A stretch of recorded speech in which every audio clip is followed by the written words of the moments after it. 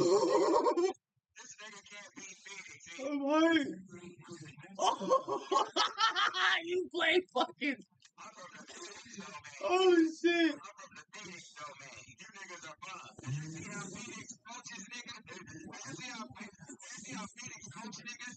He's from I'm outside of like gas station. Niggas are so much shit in there. Like Sean Dyson. Like you niggas don't know what's your Phoenix supposed to do. Yeah. Like you never like you didn't go to classes, right? Like that was for like late mass major, right? Like that was for like only like pussy to go to school. I am from where the goat is, nigga. Beating games, nigga. Shut up. We're in the same place, nigga. Hey, Rick, I'm sorry for calling you a psych. You might know for a very long time. But look, one thing reminds me of psych. Do you know what he called his name Phoenix for? Do you know why he said Phoenix? PDX, shut up. PDX, nigga. What the fuck? You just broke. It's over. You just broke. Yeah, you just broke. You just broke. Actually, that's what I did. I need to quick blow and drink. Quick blow and drink. Why is quick blow and drink? Why is it out? Why is it out?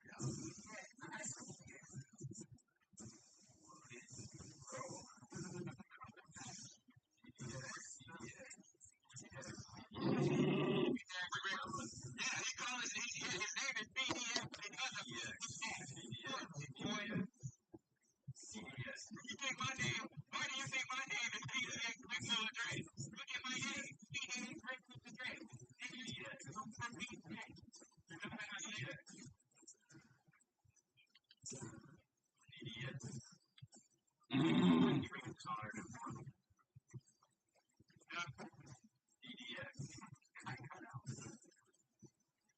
And what's great, be one of the biggest niggas, be one of the biggest niggas in the taking scene, nigga. You niggas be talking a lot. Like, shut up. You niggas are coming. And our players here, we got hitters here. Nigga, come to Portland and come to Battle Lounge. How you niggas keep talking? Come to Battle Lounge. Go to Battle Lounge. Go to Battle Lounge. SoCal Suma did. SoCal Suma came to Battle Lounge. Adjustment came to Battle Lounge. Adjustment came. Oh, that was cool. That was actually cool looking, bro. That was the first cool looking thing I've seen on me, bro. Come here, bitch. That shit is toxic.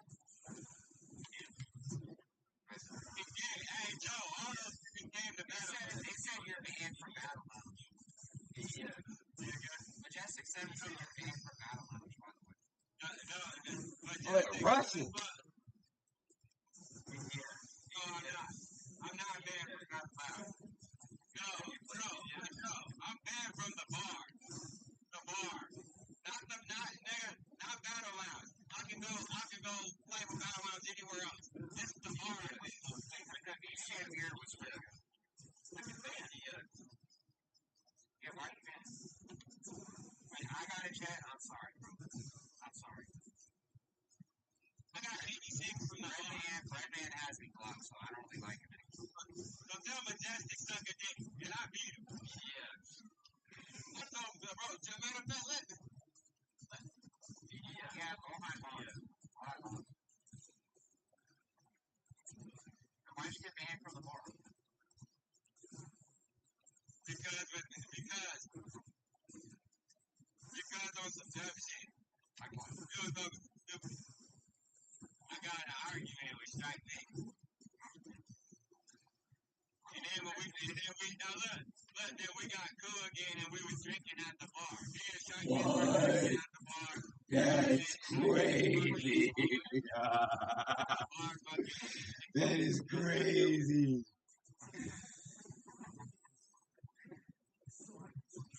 Come here, bitch. You trying to shoot up the bar? No. That's not what happened. You know me, Strike Miss software. Nigga, Strike Miss, my bro. You can't say shit to my man. I'm gonna let him know. No, Joe, that ain't what happened. they listen with the chat name. They don't know shit. No.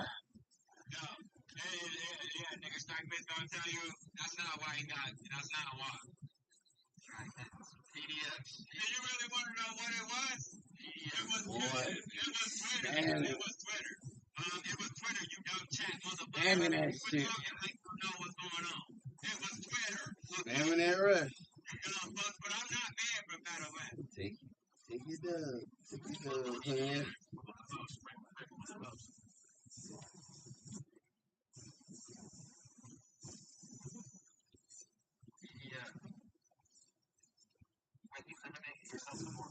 Come on, bro.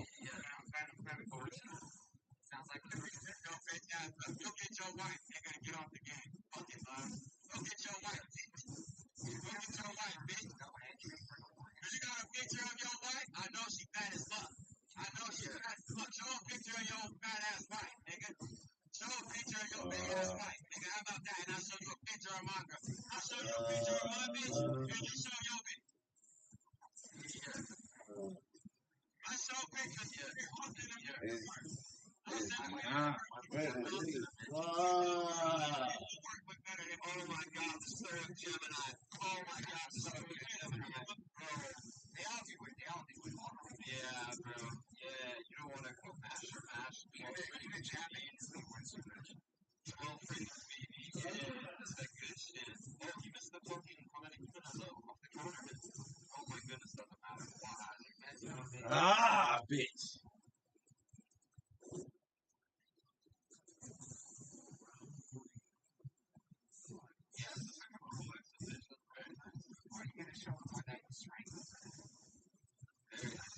Sexy. I know, Avery, you talking like, show your girl, nigga. You a bum, nigga. Show your girl. Do you want to go dollar for dollar? You don't want to go positions. I wouldn't want to. I just see the eyes. No, nigga, I ain't strangled nobody. I don't know why they keep saying that now. Because you pled guilty. No, I didn't, nigga. Yeah, you did, Rick. You pled guilty. No, shut up. Hold on. No, CIA. Yeah,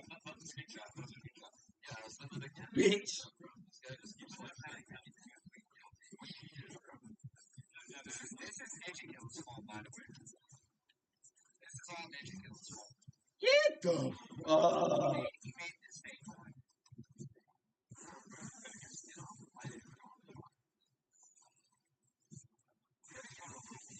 Let's go fucking boil.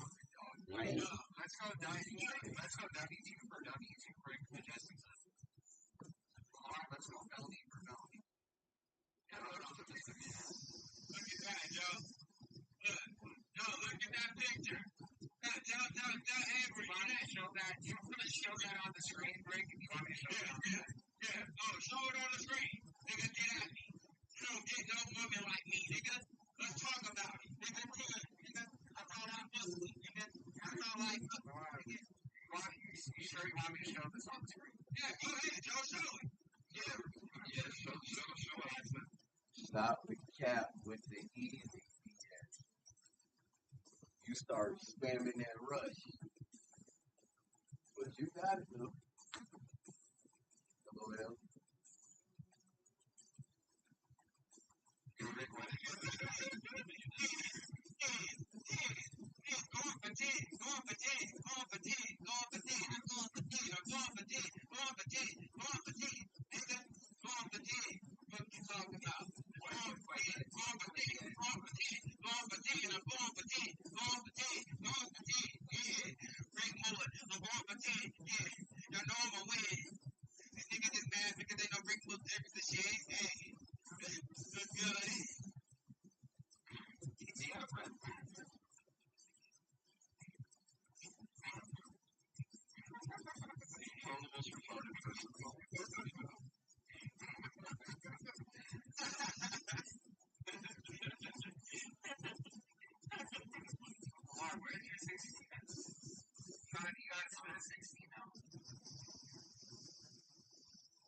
If I'm so easy, why your health stays so low?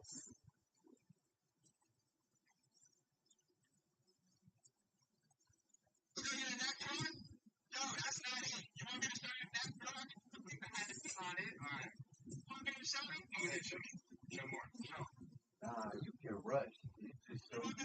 better than to let me get up. Because once I get up and start getting active,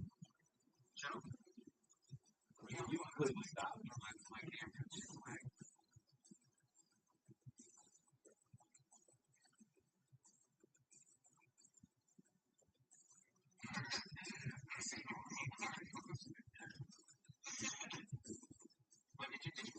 I'm using talk to type because I hate typing paragraphs. this ain't something I do. Sorry.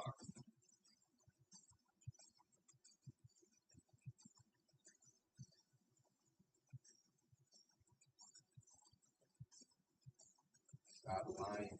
You only got 2 perfects, and that was after I got a win, which means you got mad. LMAO.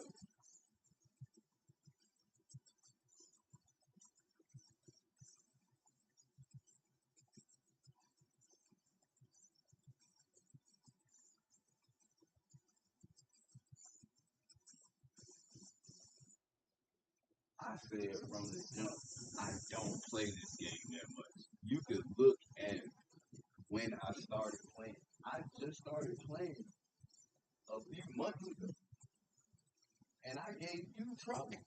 Imagine what I'm gonna do with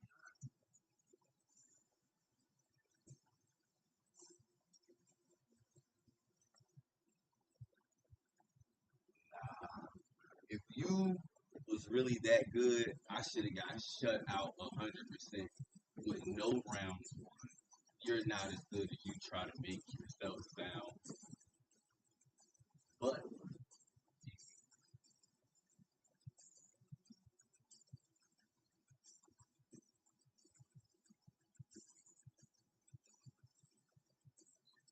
I think the game's not for you.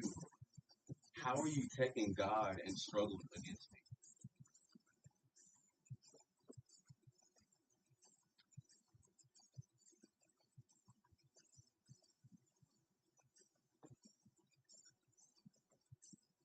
The way you're typing seems like someone who's bothered, if you ask me.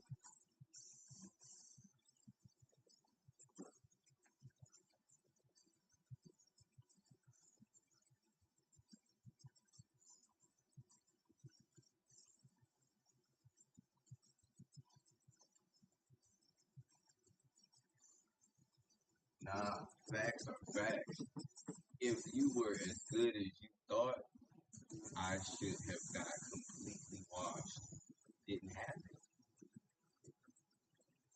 that way though.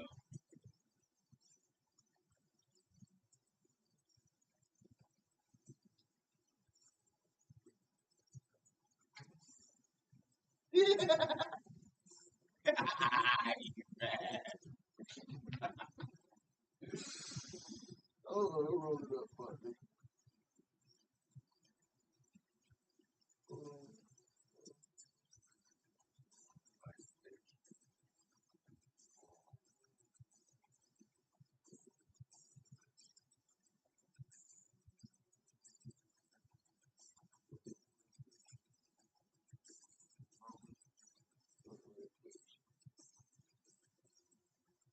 okay.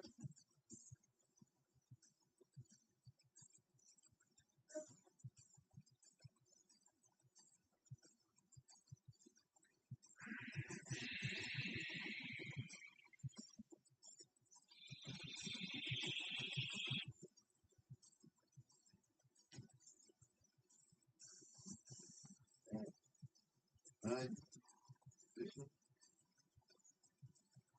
that's it. But,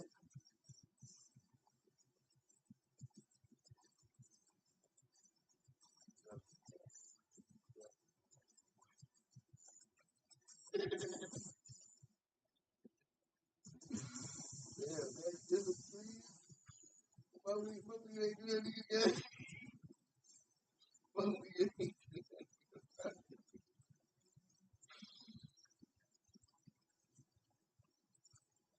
Let's go.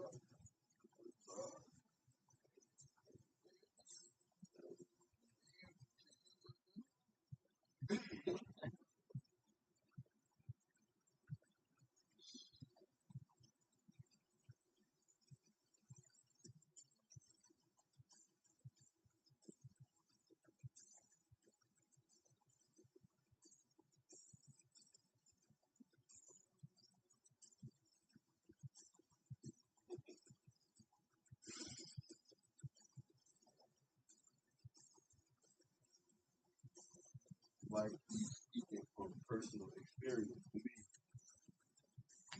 I'm smoking that Reggie, my boy.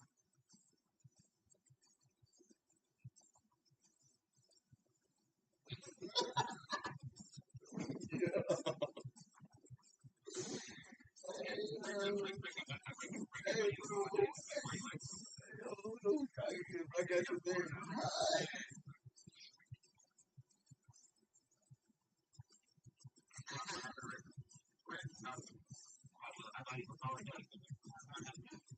Why you acting out? Why you acting out?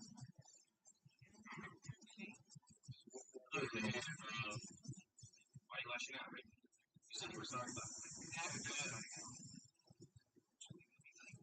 Nah, nigga, fuck you, nigga. You a bitch, nigga. Fuck you, nigga. Put the joke up on the, after the 21, but I'm thinking it's not good. I've been doing this shit since, you heard Rick's apology on the street? Yeah.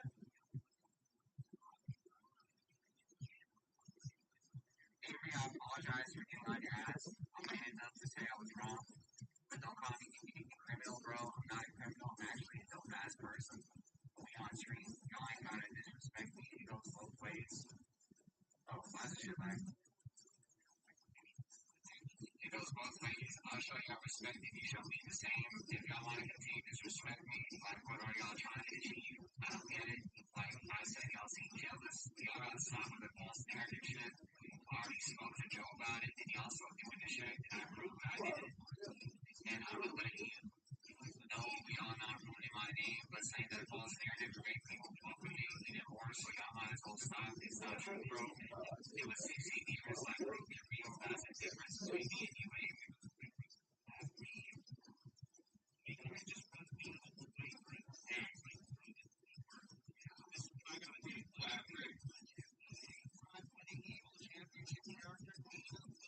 No way. Of course, I'm actually very simple. That's true shit. Or, wait, you can shut down the back, son. That's true. That's what I always thought. Hey, we're down for the next 20 minutes. Alright, Rick, I'll bring you right back. This is the only match I care about today. Alright.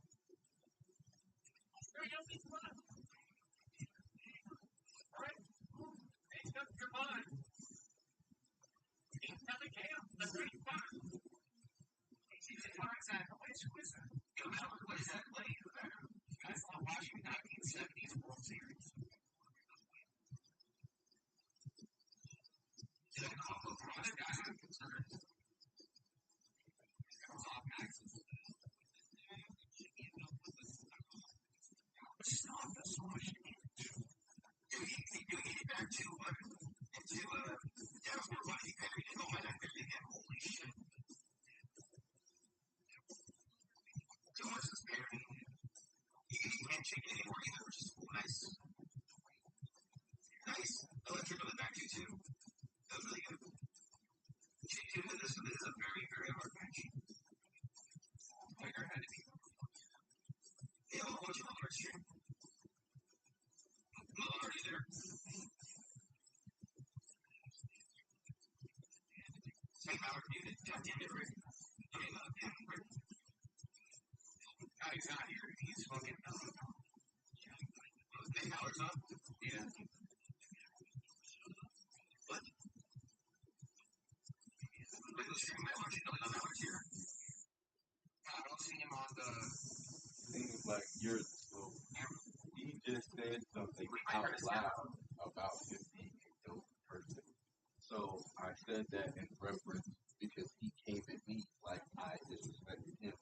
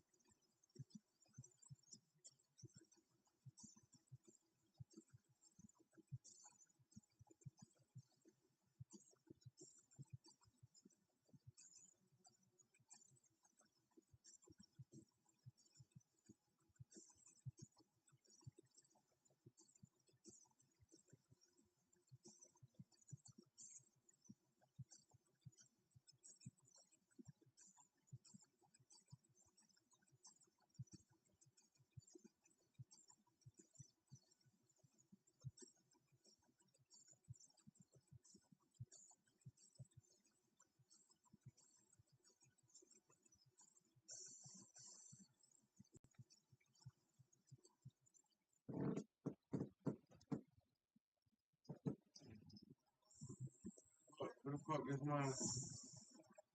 Here is my. Oh word, that's so fuck ass nigga.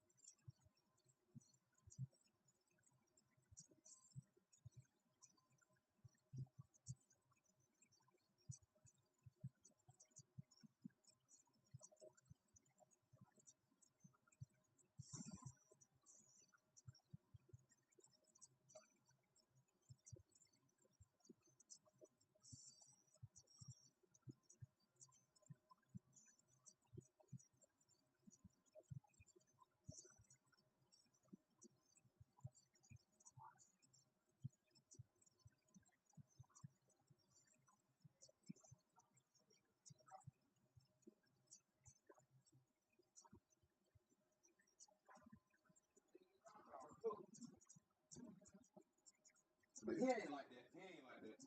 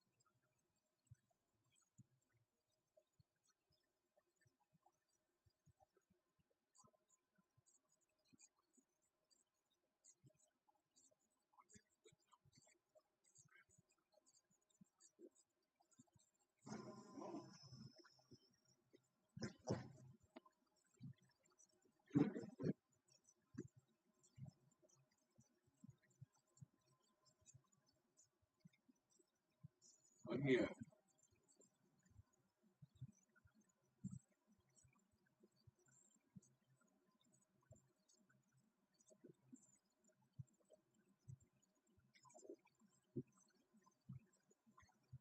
Oh, now he gone.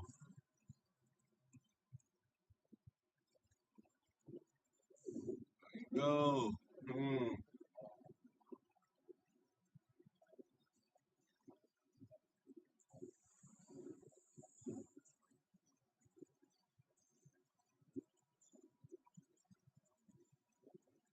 If I spam the F word in my real band, guys, it's gonna So great problem. he left out. I'm trying to get him going back in here now. I got you.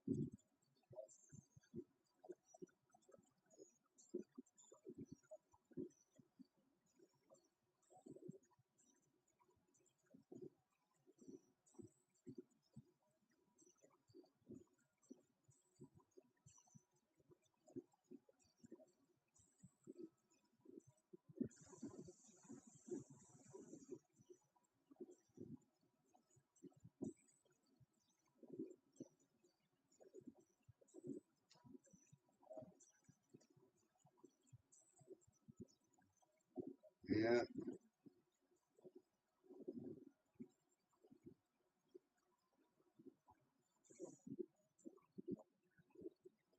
10?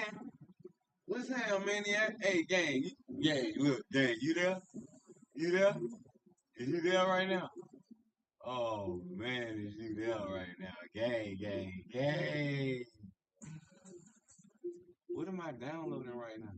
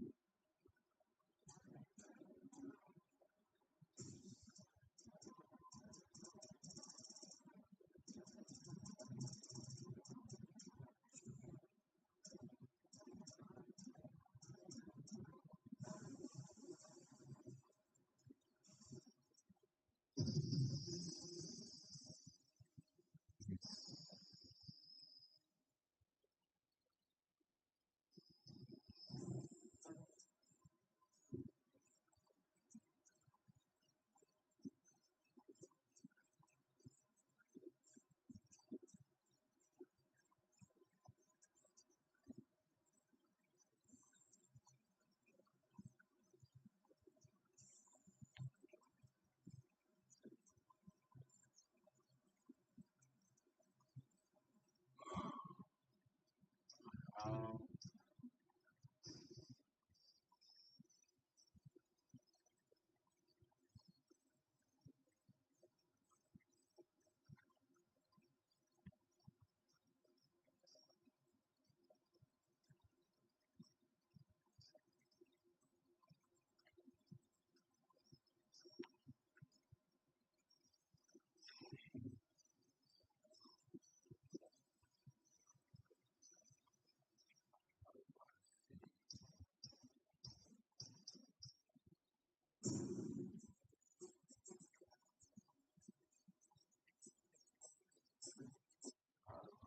mm,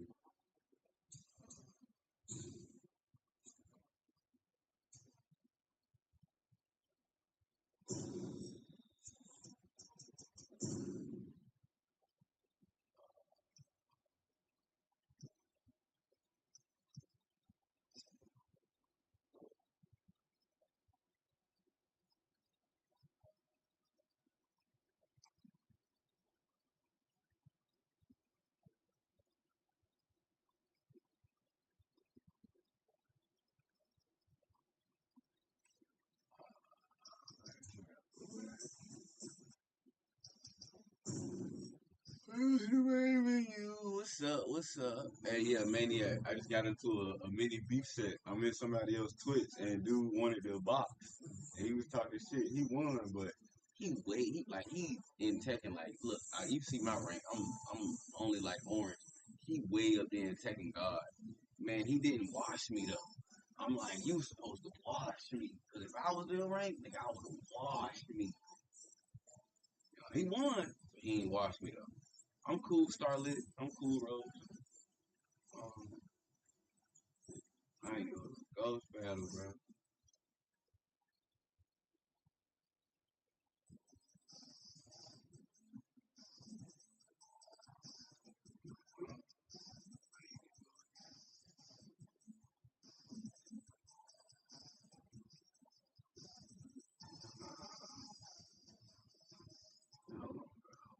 I had let me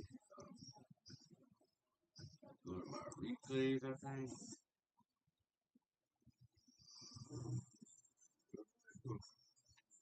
Go to my replays, I think. Um,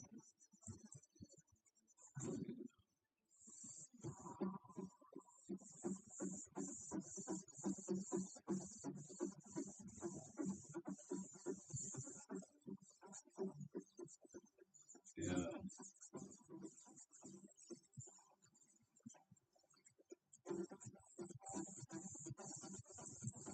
I wanna.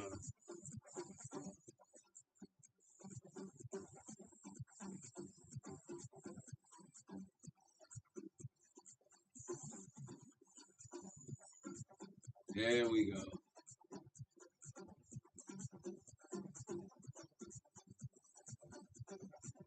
Yeah, he picked his best fucking character, of course.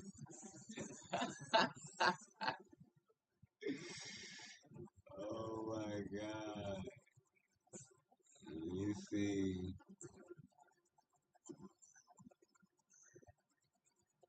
ew, you're disgusting.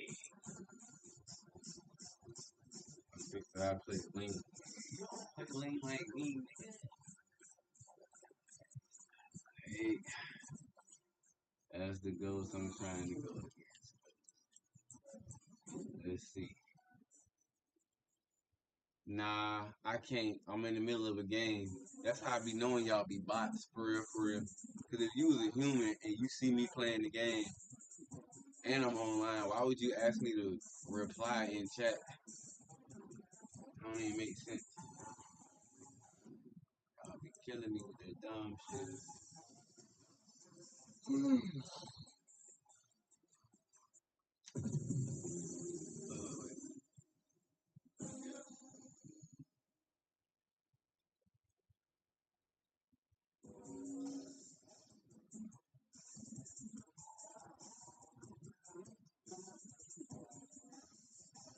Let me see right. Download it though. That's why I gotta go. Ooh, run that fucking page.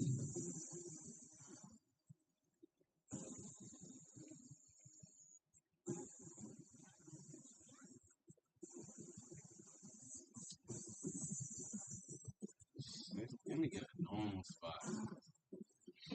He had that goddamn that bomb thing with all the fucking exploded. I hate that shit.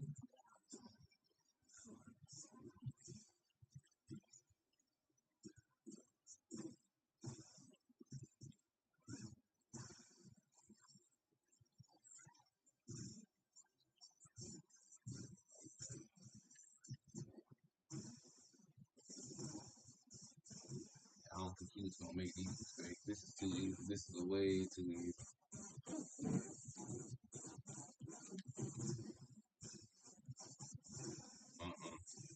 Yeah, this way too easy. He won't play it like this. This ain't nothing.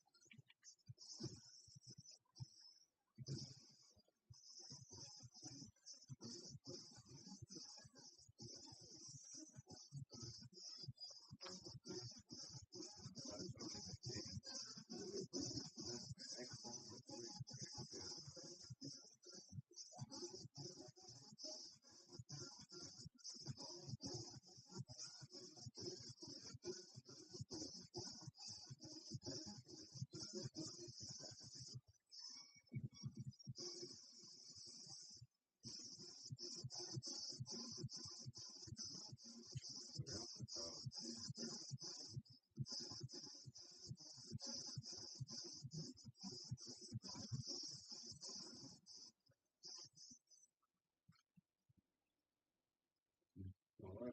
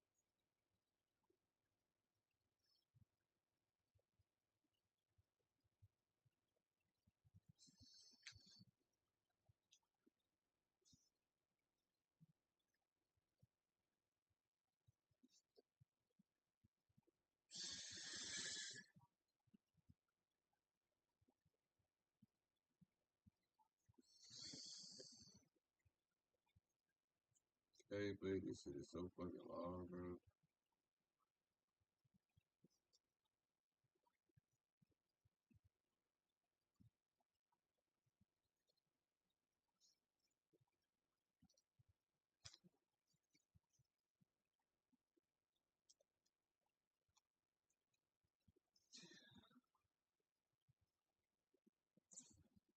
Oh, shit.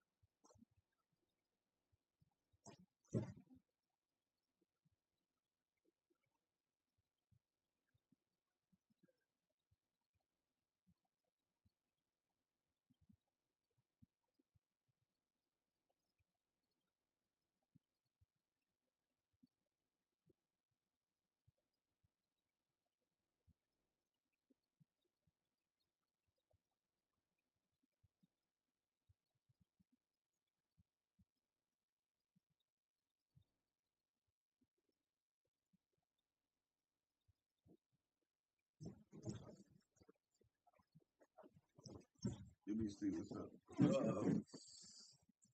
Shit. Okay,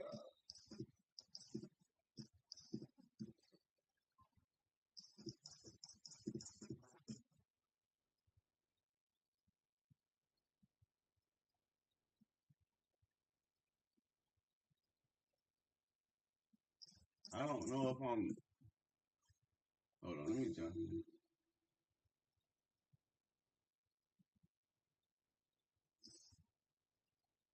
Okay. It's say. Hold on. Is anything still downloading? I'm gonna check.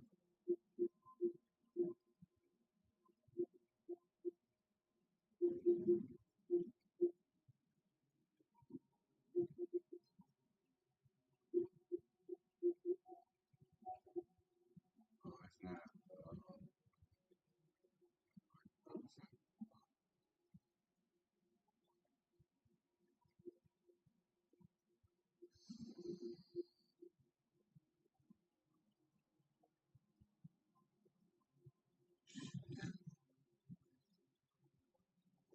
Shit.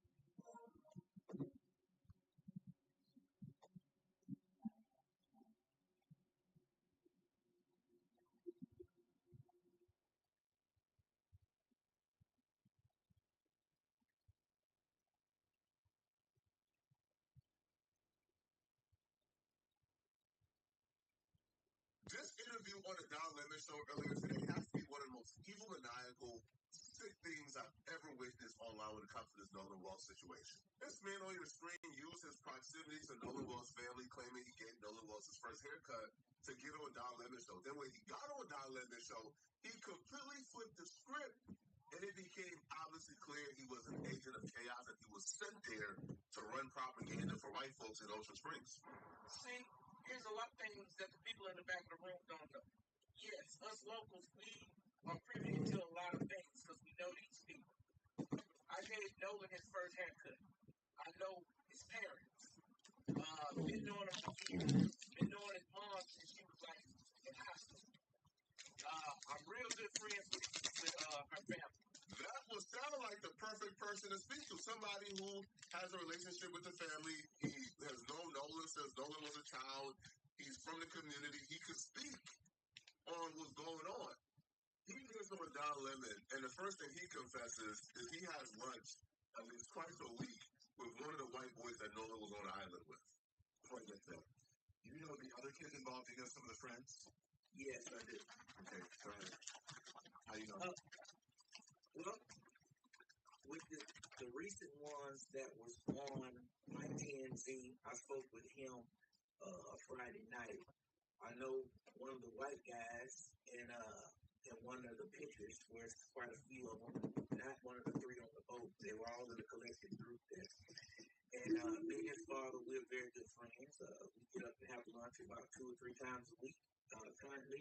When I heard this, everything in me tried not to shut down the conversation. I truly wanted to give this dude the benefit of the doubt, even though having lunch twice a week with the father of one of the kids who were involved in this situation tells me that objectivity probably wouldn't be your best strong suit in this situation. But also, you know what? He has friends on both sides. He's friends with Nolan Wells' family. He's friends with this dude. His son may be involved there. Maybe he can give some type of objective truth. What proceeded to follow is nothing short of a scene out of Get Out. This dude is in a sunken place. Listen, man, I'm going to say this to you. I know it's probably not following the question there, but that is a problem that we're having here. There's a lot of blacks, right? Like you said, I had this problem. When Ben Crump and Al Sharpton came to our state, I think one thing they did wrong was you can't come down here and start saying that our state is prejudiced. It's prejudiced because this is the state that links the deal in jail. Well, that was 71 years ago. And if it was jail for looking and whistling at white women, these days, it's so many blacks having babies with white people. White men are marrying black women down here. We have so many sandy brown haired babies running around down here. This was my realization. Yeah, this is going to be one of those interviews. There's just so much wrong with that, like 5 seconds tapping, which is very. First off, centering this conversation, choosing to center this conversation around the feelings of white folks in Ocean Springs when it's a discussion about a black kid losing his life in mysterious fashion after going to an island with his white friends who all came back safely, but he didn't. It's absurd and it's really poetic when it comes to Mississippi. It's really poetic when it comes to how people view Mississippi. They're just reinforcing every negative stereotype there is. I'm sure not everybody in Mississippi is racist, but that's the thing, though. That's common sense. That don't need to be said. Anybody who's getting mad at people looking at Mississippi as this racist place is a racist themselves. It's simple as that, bro. It don't need to be said. Not everybody in Mississippi is racist. Not everybody in Ocean Springs is racist, but there is racism. Now, this dude who came on to talk about Nolan Wells will spend the next hour trying to convince Don Lemon that racism no longer exists because white folks are sleeping with black folks in Ocean Springs. Sir, there were sandy-haired mixed kids on the plantation. You know that, right? We have so many sandy brown-haired mixed babies running around down here. We are a gumbo down here. And another thing, Don, is we are a military community. That's how we got here. My dad is originally from Louisiana. My mom from Illinois. And my dad was military. That's how I got here. Through Keystone. And so we have Navy bases here and Air Force bases here. That's what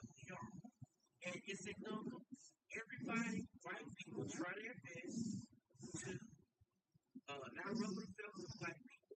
And black people try to say it's not the rougher fellas of white people for the majority. So when Big Trump comes to this town and starts saying things like that, he's alienating these people and he's getting pushback. That's why he's getting all this pushback. And it's going to me, it's hurting the whole entire investigation, which is why he's probably not getting a lot of help from people in Indiana. To me, that's the deal. You cannot come in here and tell us how racist we are. But these people showing you how they hate you doing that type of stuff in our community, and he's going to get this type of pushback that he's getting. I don't care what y'all say. Y'all can't tell me this dude ain't a patient. You can't tell me this dude was not compensated properly and heavily for coming up because if he did this for free, this is even worse. John Lennon was completely taken aback. John thought he was interviewing with somebody. He cared and loved Nolan. He thought he was interviewing with somebody who threw the book in Nolan was first haircut.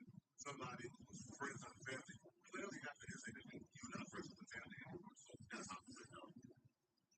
I did not know black men down south were still this submissive and subservient. Now I knew there was a few tap-ins. I knew. Like for the most part, right? Some sellouts, some people don't recognize their black existence. I think it's bad.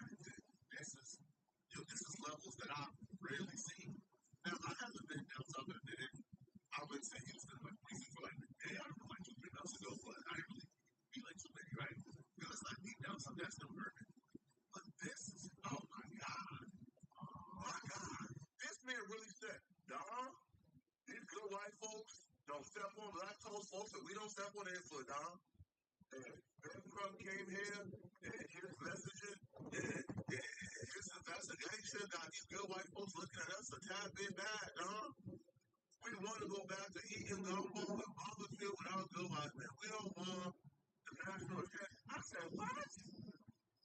How do you say something like this on a national platform and not feel dirty inside like national like this? Like this? This is what you do. God put it out and try. God tried his hardest, bro. Trying to talk to this stupid. Well, he was just too far going. I think at some point now, let's say, bro, are you in the second place right now? Because what are you talking about? Benjamin Crump came to launch an independent investigation because Nolan was family as Benjamin Crump to come and launch an independent investigation. You are upset that Benjamin Crump is refusing to accept there was no foul play, and he's asking for answers, and he's doing a thorough investigation. If you are mad at that, then you have something else going on, and your issue is not Benjamin Crump or the family. Your issue is the good white folks that you have lived around your entire life. They're starting to feel uncomfortable. They're starting to feel the pressure. They're starting to feel accountability. You know, like you cannot walk into this town claiming it's racism. Oh, he's trying to say you didn't do it. Racist white people. When 30 that eulogy, I was at the that eulogy here to me, and just so I was sitting up here, see this is so that eulogy had to be the hardest eulogy for Al Sharpton. When you walked in this church and you saw 30% of the church is white.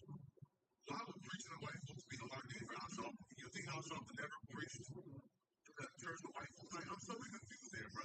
Also, what do white folks mean at the funeral debunk your narrative that this is like a divided city because of this family? No, the family is first of white folks. White folks appreciate the family. The family aren't prejudice.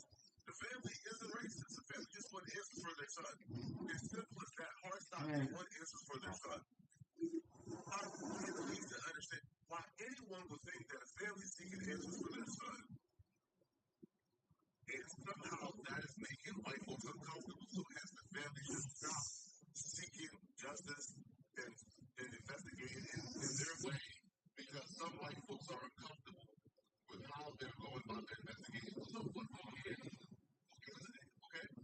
And you want to go on and say, so that's what I was like, I don't know about who you guys are just trying to think, but that's an outlet of walking down. That's an outlet of justice, brother. Just because people are very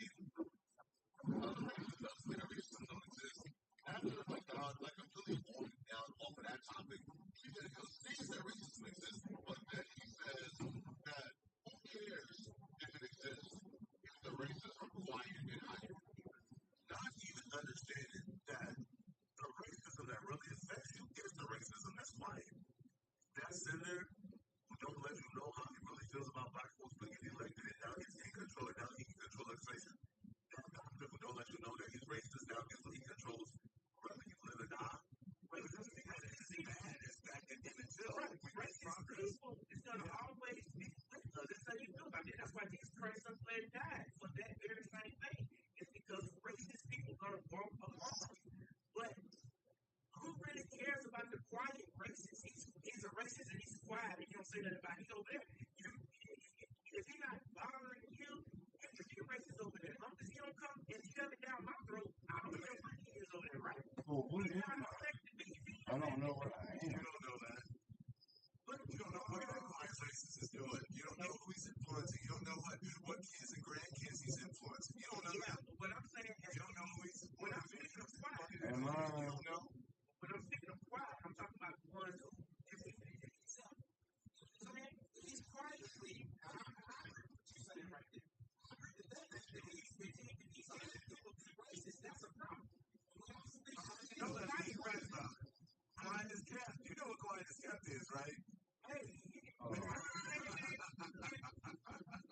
mean, right? Hey, you got a health problem and don't show. Hey, you don't show up on this blood result. It's good thing.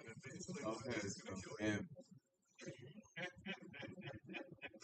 Doesn't show up. Even if you don't know about it, it's still going to kill you. Well, here's my main thing. Yes. And I'm going to talk about what you just said. Yes, sir. I believe the world in Hollywood down here in the South. They have made everybody north, east, west think that we're so prejudiced down here. When none of that is true, man. It's not saying that there's no prejudice people here. But you cannot saying that. Hollywood convince people that what happened in the South, the South that's real is how does that Hollywood? Hollywood is just protecting what's happening. Because when they make their movies, that's how they show. What movies? Every racial movie, what movies? They come through here. Did you watch Ego? Yeah, I watched that. Okay, you think that wasn't real? A lot of this stuff is I'm not saying that wasn't real. This dude's mindset is so backwards. Like, it's so backwards, man. So, the reality of Mississippi's history, their actual history is not the reason why people think Mississippi is racist, right? You know, what they have actually done in that state is not the reason why people think it's racist. Movies that are depicting and showing the history of Mississippi is why people think they're racist. It doesn't make sense whatsoever, man. But this dude's entire mindset was backwards. His entire interview. Someone else forgot. This was an interview about Nolan Wells. This dude came on to speak on Nolan Wells, but yet he spent the next 40 minutes trying to debate now living on how white folks is wonderful in Mississippi, which I'm sure. Like, nobody is saying all white folks are racist. Like, I'm sure there are some amazing white people in Mississippi. Maybe in our trying to convince our living how Benjamin Crump, the family, they're race hustling, they're race drifting, they're trying to make those white folks feel comfortable, and it's not okay. Why are we choosing to center this in a discussion about Nolan Wells? That's what I don't understand, man. This is just terrible. But I want to remember when you go, how old are you? How old are you? I'm 46. Do you remember Miss Jane Business? Do you remember that story? Yes. All right, so that never, that was Hollywood doing that? No, listen, man, this is what I'm trying to say.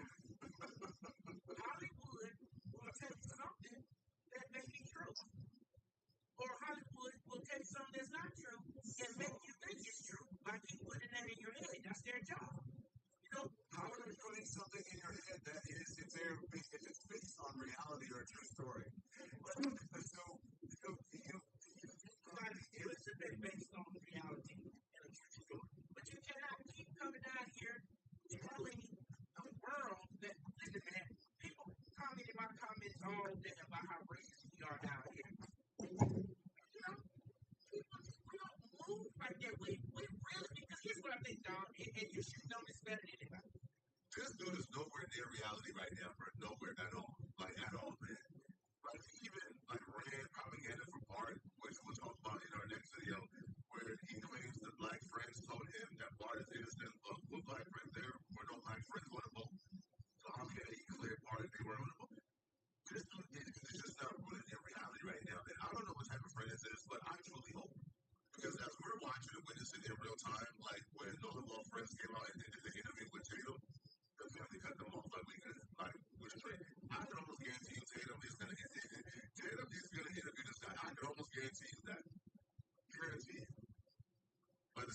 that's sad, man. It's rhetoric like this that has, that has contributed to Nola Wolf's mom being under attack, like the nursing board being called and things of that sort, man.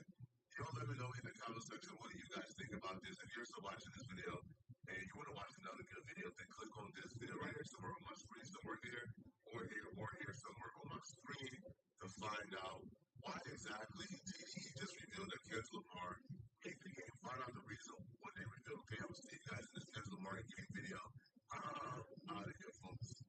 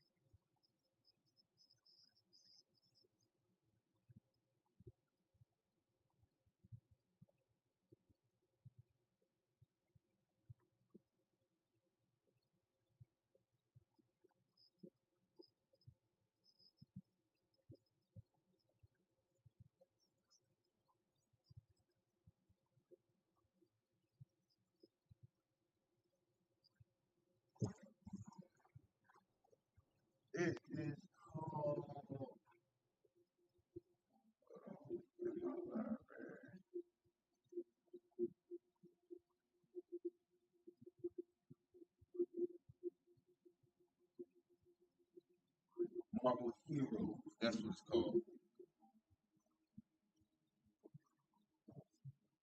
I don't even know if niggas still play this shit though. This shit probably dead. This shit probably dead.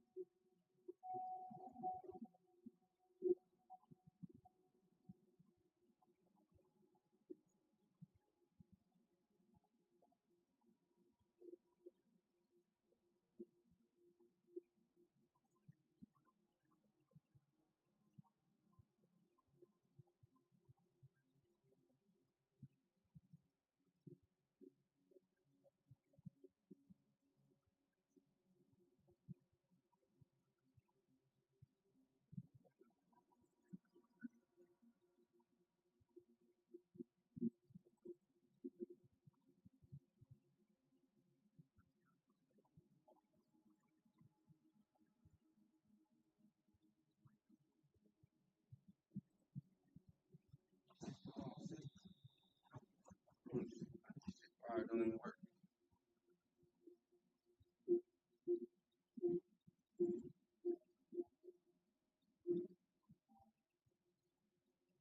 They say, oh man,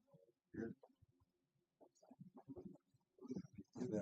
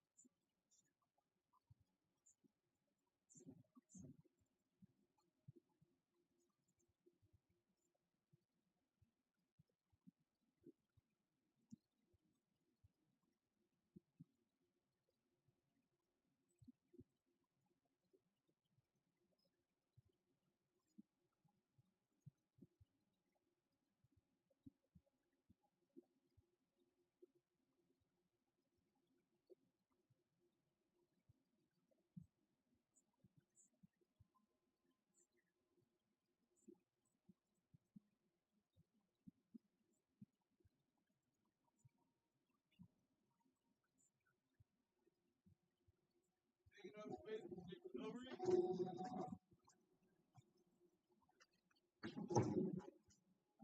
they ain't probably going over it. No, stop. Stop. Stop. Stop the download. No. How do I stop?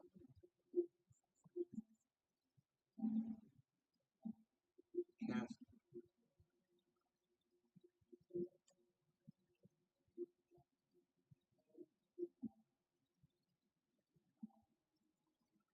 What's up? Body good, body great. Started feeling like a week. Shawty said, can you wait? Shawty said, give me face. Baby girl, I'm a wait. Running up every day. Trying to be second time, be second time. Running up. Hey,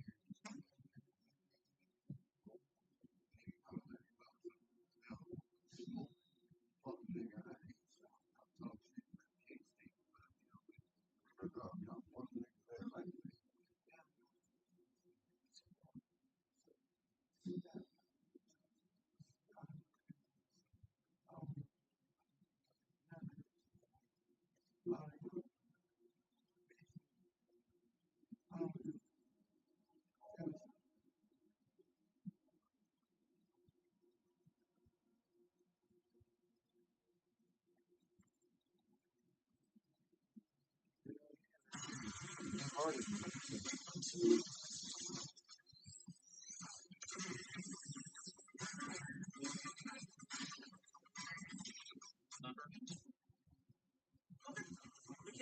He can really take this a long way. Leg,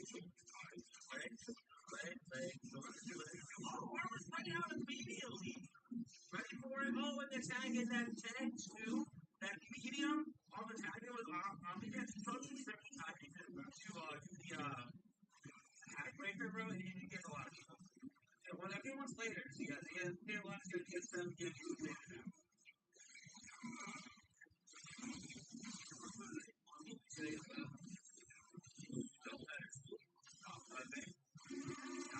Right there, arm of the tag in.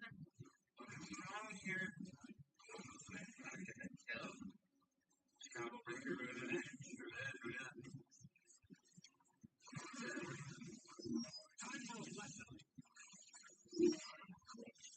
wow, the tag in off this was super. Oh, he's like a man grab. It's so silly, bro. I guess you don't see a lot of movements like that dominate, so I guess I oh, front. Whatever on. There's like different ways to get it. The tag is so messed up. No track. Tag in with a robot and you're dead.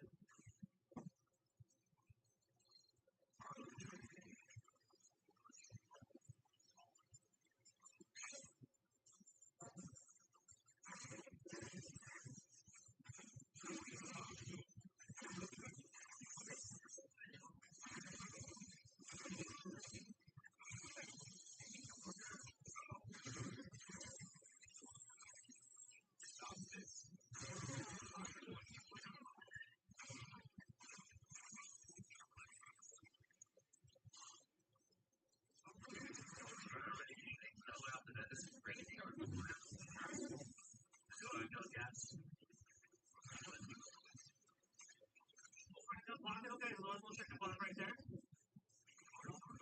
We'll get over. We'll get there. Good job. The tunnel is unfortunate. Rockets coming out.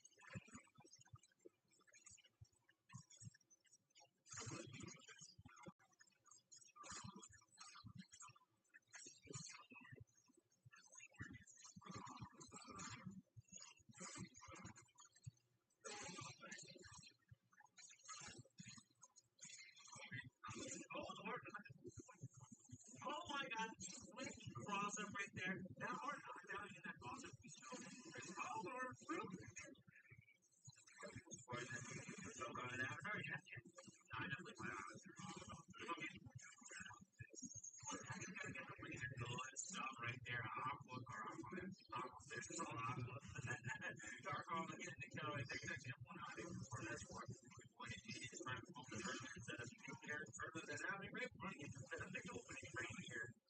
Okay, comes out. Here we are rocking down. Oh, nice kick. Oh, I can't. I mean, it's a robot that's keeping good. I don't know damage without taking much of a step. Not taking a back all the way.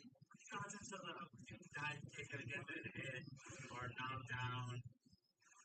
Oh my god, he does. Mark, he does a little bit lagging. Could have got a hit also. Fourth row. I can't get there. Oh, no, three. That's a kill. Also, robot versus the that's probably one of the worst matchups in the game. So, yeah, okay. So if you can get out, if you can get rid of the Omni Man, there's definitely going to be some motivation.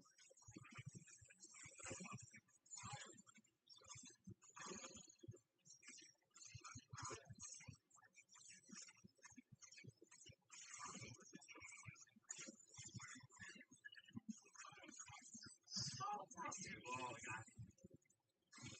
And that is going to do it too. Oh, the bracket. We might be winner. All right, second match of the tournament, Coach versus Phoenix. So we see on that night, Omni and Robot team. We got Steve Lord with the Conquest Omni and Robot. On a robot. So there was something really good. Was it a robot?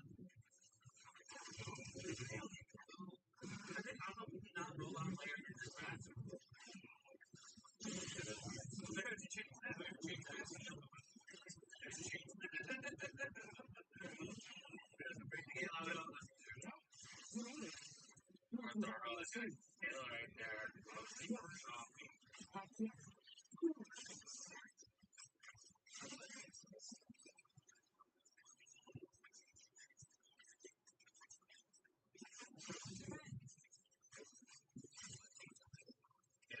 Here. Back before we have the robot set up coming out. Okay, not another. Welcome Friday. Robot out. Robot. Honestly, really, listen, you play Conquest, I'm betting you're going to just want to right? Oh my god, that's happy birthday. Please, for just what you did after the first character. I'm trying to think, not going to work that you're going to get it. And you don't play right. You're going to talk about it. It's not really fun to say, I have a good thing. I thought I was going to take a little time to get warmer. Robots and they throw the legs on that dive ticket goes to level 3, though he's going to get the kill anywhere the robot first hit. That was last year. There was no gap.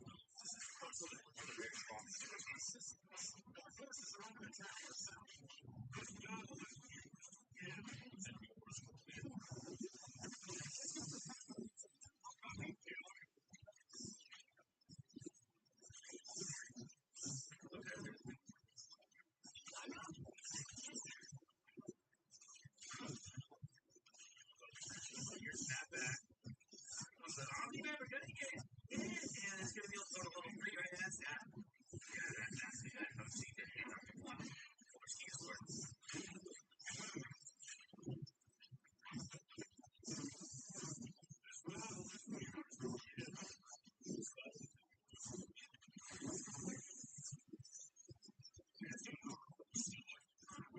Where this is going to go on by Arma.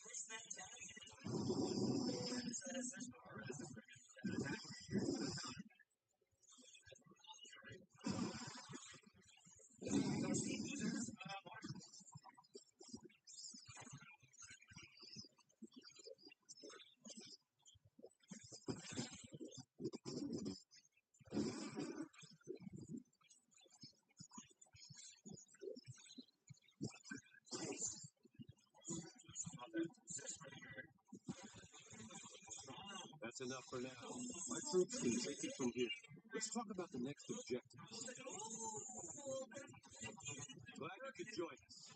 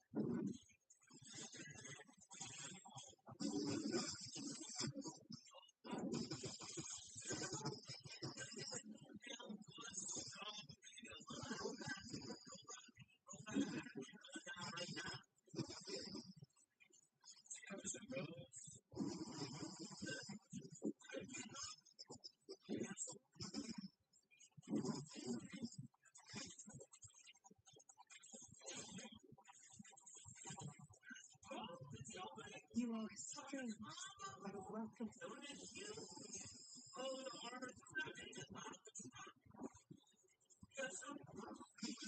Chris, with these people, we will take on that.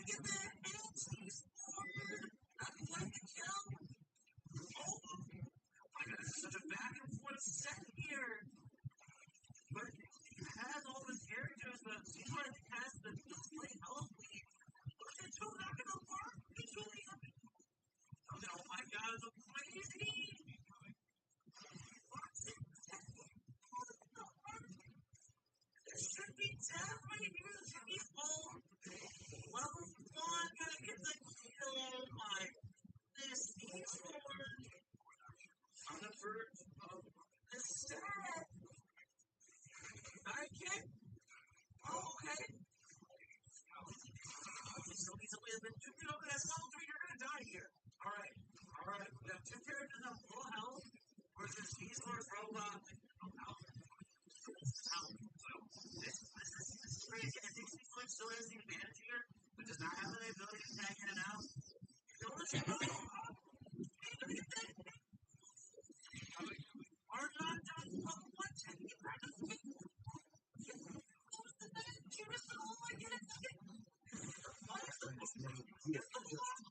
I think it's oh my God, Steve! What a play!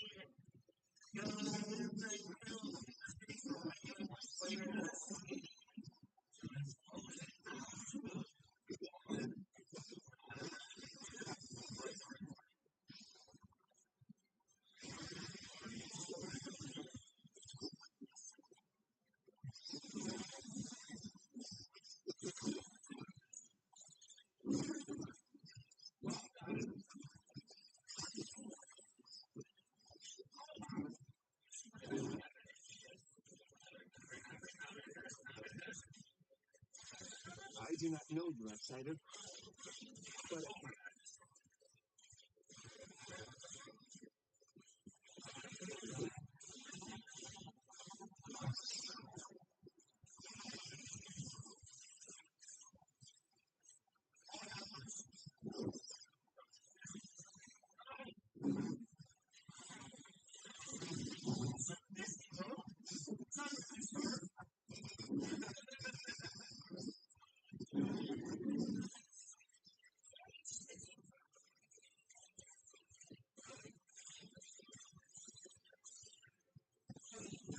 is responsible for this.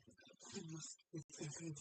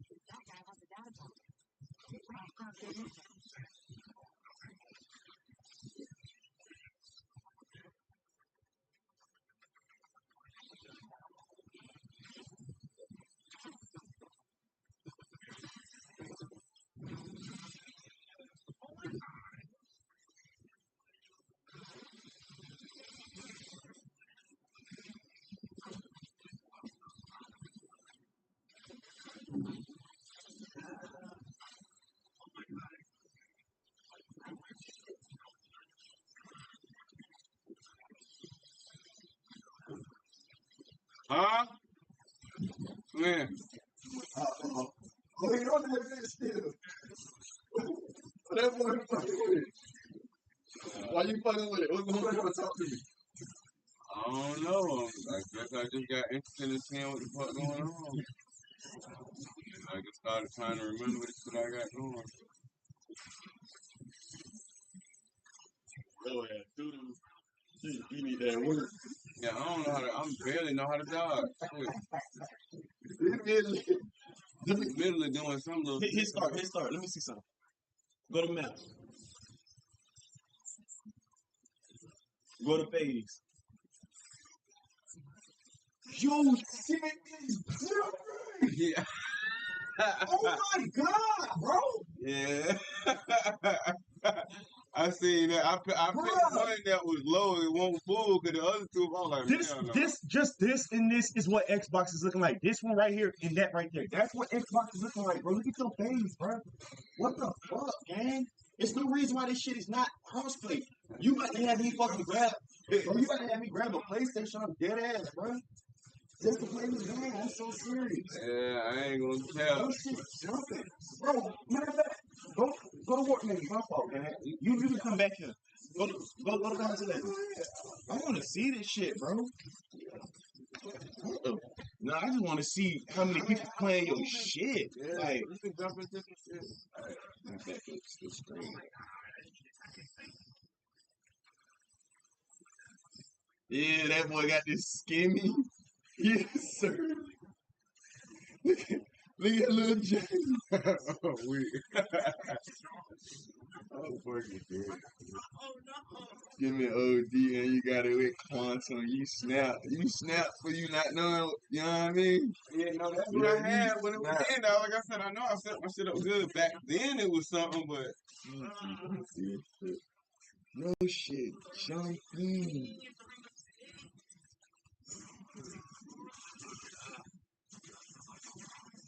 Bruh. Bruh, what the fuck? no, cause when I first spawned in, we was at, I was hold on. You not even done with the main mission. You're not even level 30. Let me see. That's like I told you, I stopped a minute ago. So when I stopped, it won't shit left for me to do from what I remember. That's why. That's the only reason I stopped. It ain't like I did. Go to main missions. You see what it say main mission? That's what you gotta complete right now. All this stuff, right? No, just the main mission. You see what it say main mission right now? Okay, yeah, regular only. Yeah. Okay. Hit that. Yeah, you gotta finish all them. And then you gotta finish all your main missions. Story missions. What that mean? Those you gotta those is when you get up in rank. Like right So now that's you why still, I'm struggling. yeah, cause you ain't, you know what I'm Okay. saying? You gotta finish that. And then come up. Damn, bro. That's why I wish this shit was crossplay, bro. Yeah, I'm about to say that. Yeah, that'd be lit. That'd be lit.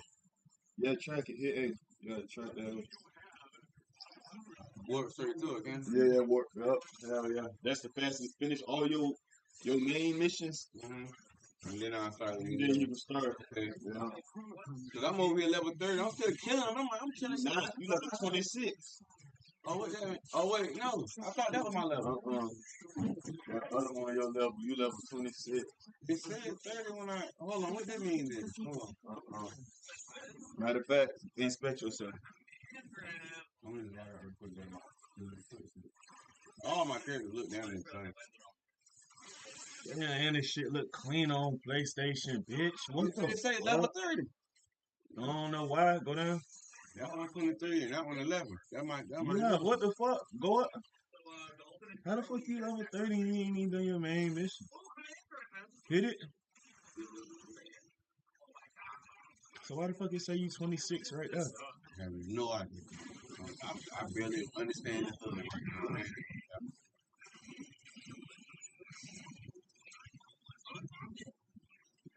That boy got some PvP here on. You know what it is? Because of that piece right there. That's why. That piece right there got you above what you supposed to be. Oh, and this too. How the fuck were you able to get all this? What the fuck? Oh, bro, I was doing work when I was playing this bitch. I just stopped playing years ago, gang. I haven't touched this in a minute. Alright, so that's the case. Yeah, you want to finish your main mission so you know what the fuck you doing. Right, that's what I thought I was in the middle of doing. I didn't know I was doing some other shit. I ain't even care. Don't worry about these right here. Don't worry about it. Worry about Raven Unleashed. Yeah. Okay. Damn, swear your shit. Jumping, boy. You really about to hit the nigga. Get to demon attack. What is that? Alright, Orange shit? Yeah, orange. Yeah, that's where you gotta go.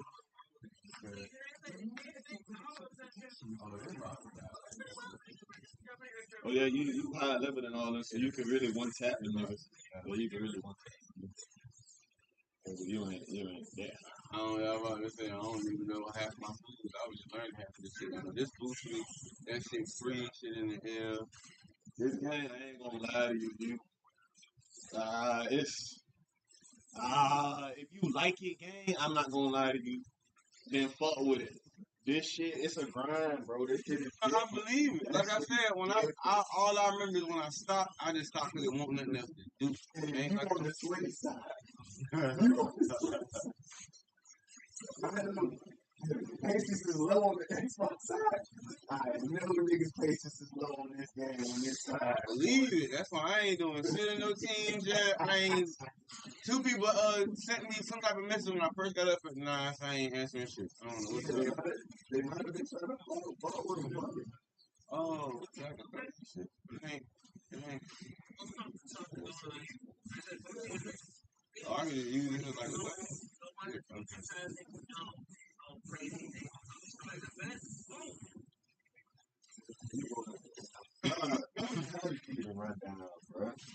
It's a lot though, bro. That's what I'm saying. Like it is. I'm about to say, you give me whatever you want to, you know what I mean? We'll put me on something. So what you trying to be? You trying to be DPS on this build? I guess, but I'm about to make a whole new build. Well, I got that level 11. I'm gonna actually do something with him, but yeah. You trying to be DPS? You need to change your loadout right now. You need to go get start and go to traits and look at your loadout. Well, I already. Oh, you got skill points too. And you got 2 trades. You remember when you first started, you only had one of these. Now you can switch trades and use extra. Yeah, they don't tighten up for real. Oh, yeah, I could, yeah, see what I'm saying? Like, oh, shit, I have a lot of shit. These are supercharged powers. Right, that's why they got these things around. Okay. I can only have one at a time? No, you can quit as many as you can quit anything, but you're not going to be able to use as many supercharged. You got to build them up. Right. And then every like you gotta read this game, really? Yeah. I'm gonna keep it a buck. No, you read. Like, I'm telling you. Yeah, because I ain't wanna do that. Like Warframe. It's just, again, it's like this. You have to sit down and you got to learn. I ain't wanna do. I don't wanna do that. I believe. I don't wanna do that. I believe you don't. Because I believe you don't. No, when I tell you this Warframe gets so deep, I swear to God, it's like hundreds of thousands of mods in that bitch to go onto your guns, and you can mod everything from your melee weapon to your primary weapon to your secondary weapon to the suit you in. You can do shit like combine electric with cold damage and create magnetic damage that only takes out shields. You can create toxin with heat, and that will create corrosive. That'll go straight through armor. Yeah, that bitch get deep, nigga. That bitch get deep. Ain't nothing wrong with it. You can come back to this. You gonna have to learn this. This shit, I'm telling you, if you read, you gonna be straight. You're gonna be straight. I swear to God. If you read and try to understand, because I didn't want to read. I didn't want to, bro. And then when I started reading this shit, I'm like, oh that's why when I taught you Robert, like I ain't want no practice, man. Come on, fucking practice. Yeah. Because I know how to get a nigga on and shit. Like, nigga, I see what type you like, nigga. I show you some shit, and then you don't want to work. I just need to show you some shit real quick. I said, hold on. I said, yeah, watch this. Yeah. Now you gonna want to do something. Go ahead. Nigga ain't know how to do that, man. This shit lame. Let me show this nigga some shit real quick. Hold on. Wait, nigga. Hold on. Oh, I bet.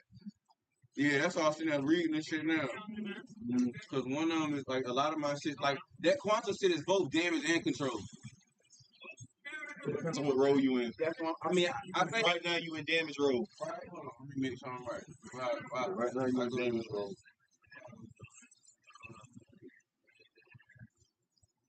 I see what's going on. Hit back. See how the flame? See how it's flamed up? Yeah, that's damage. Okay.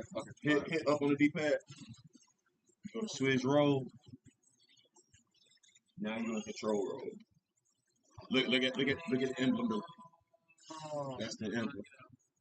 And then I must have already had some shit in my control. So I was already doing some shit a little bit. That shit changes. So damage, your damage set, your damage loadout, and your controller, that's just gonna be different. So you can set them up. You can set them up when you go back to the loadout menu. I got what you're saying. Yeah, you're right. I'm gonna have to stop, sit down, and read and pay attention. Let me see. Mm-hmm. This one, that's the. What is this? This is. And listen, go back to the trade menu. This is what you want to do. So You want to find your supercharged generator first. Go to loadout. Find your supercharged generator. Keep going. Scroll to say supercharged. Right there. Go back.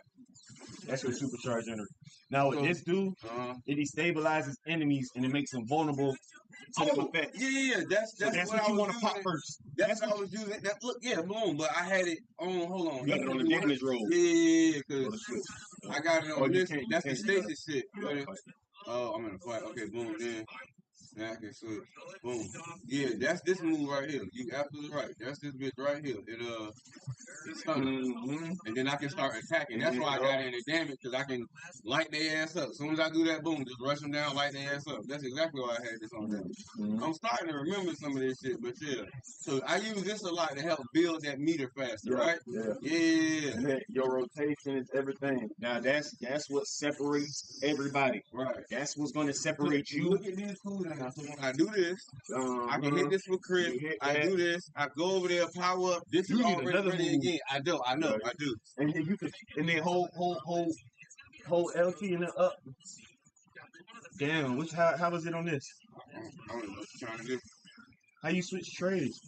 Oh yeah, hold L1 and then up and down. That what it said, but I don't think I had the second trade. It said hold L1 and push up and down. Yeah, I know that. No, I think it's supposed to be L2. And when I first got on the game, it told me, it said something about, matter of fact, it said both. It said L1 and L2. Unless it's because you ain't got nothing on your trade. Yeah, I think that's what it is, because I ain't got shit on my other trade. That's probably what it is. Let me see. Well, I can't even do that right now because you fight. Get my boy right. This shit look way tougher on this goddamn. I might have to get a PlayStation, dog. Real shit. I might have to get one, twin.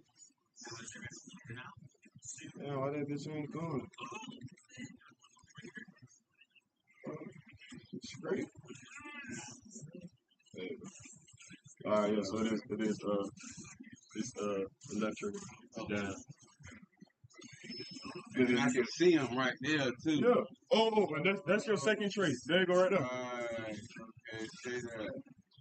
This shit tough. I don't give a fuck what nobody say. I'll be a nerd, nigga. This game like that. Anything, but I like the shit that make you gotta get interested with it. And it's crazy. Look at your fucking name. Infinite Chaos. Nigga, I spelled chaos like that, nigga. Real? My first character name like that, nigga. I swear to God. Chaos character. I didn't know that. I didn't know that. That's crazy. I didn't know that. Yeah, all this shit been like this, like. That's crazy. So wait, I'm using hand blast, but your skill points. This is important too. I ain't gonna lie to you. Depends on what you want to do. So I think I'm using hand blast right now. Hold on now, twin. Oh yeah, I am using hand blast. But that's why they're so weak. It depends on which way you want to go about it. If you like using hand blast, then you could be a weapons person. I wouldn't prefer that. Superpowers do way more damage. So I wouldn't even touch that. That's why I don't have a weapon then. That's probably why you don't got a weapon then. Go to iconic power. No, go to skill. You got the fast one. You do want to up these. I ain't gonna lie to you. You do want to. You ain't got to right now though. Go back. No. Hit that. Fill that up. Fill this up. Then next you're gonna want to start filling this up. That's going put all that in it. Put all that in it. And then when you get a skill point, you fill all that up. Then you gonna want to start working on that next. If you want to be damaged, if you want to be damaged. I get what I'm reading. I'm still like that's like when I was looking at this shit over here.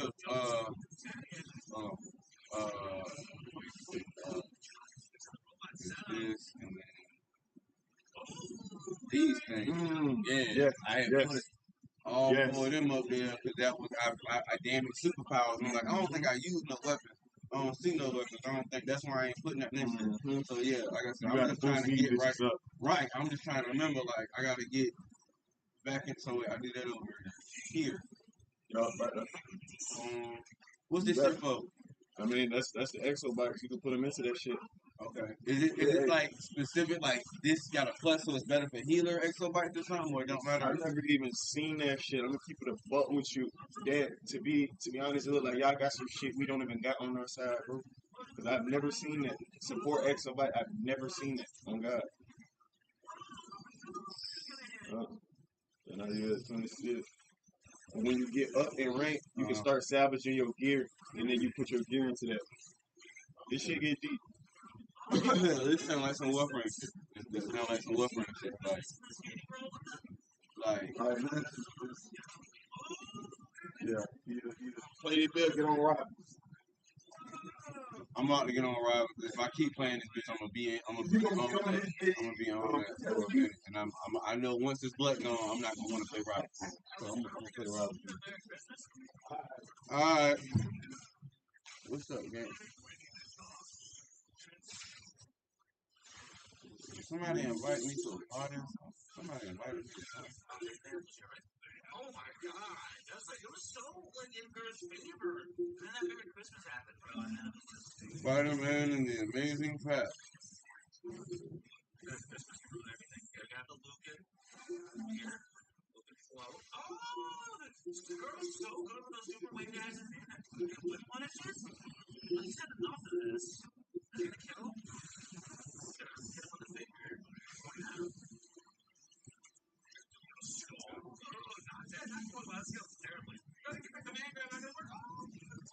What's up, gang?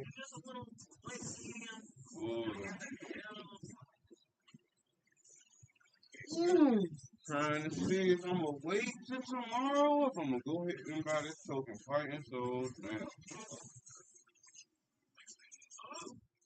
What you doing?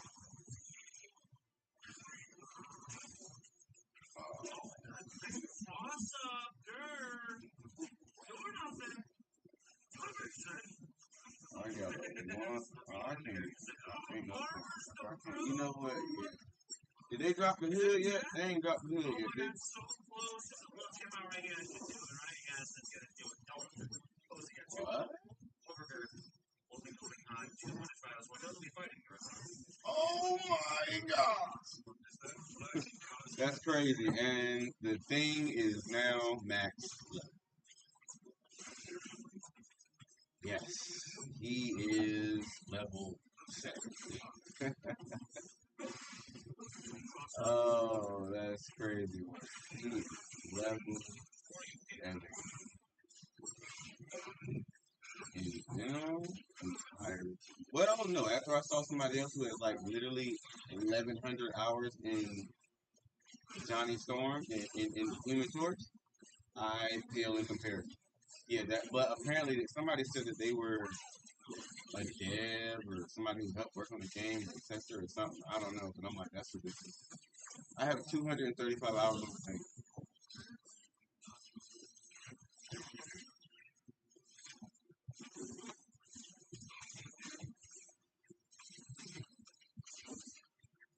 Oh, I have 2,000 hours in the thing.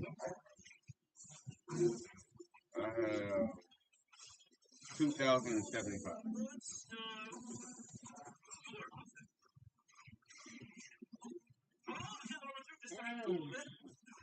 Gamer, bro. I got 58 hours in Tekken. I got 103 hours in Street Fighter 6. And I got 307 hours in Crimson Desert. But to be fair, I fall asleep on my game a lot. So a lot of those hours may be like in groups to be passing out at certain times. But I mean, clearly I play it a lot still. But,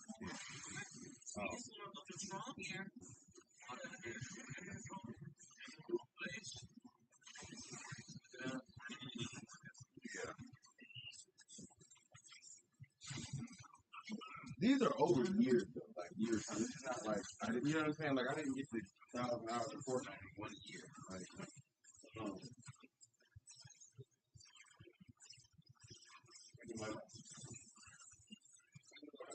all this shit over. You know what I'm saying? Like all of this shit is coming from like P4, some came from my P3, you know what I mean? You know, shit like that. Accumulate over a long period of time.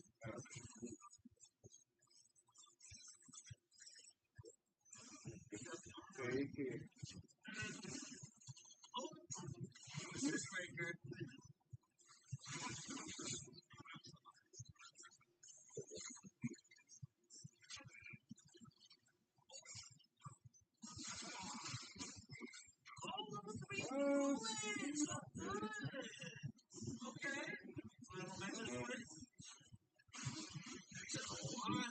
Oh boy, definitely not that, but you can get the killing. It's definitely not a missile doable.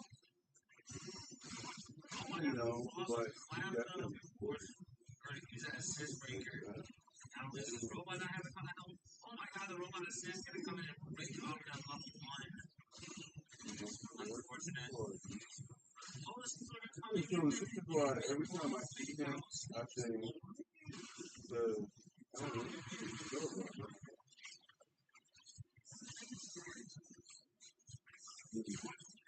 but look at it. When you can, it just makes you want to say, thank you. Oh, big opening. Like, it's definitely a long shot. You know what I'm saying? Like, I just look at him, as soon as we make eye contact, it's like, ticket.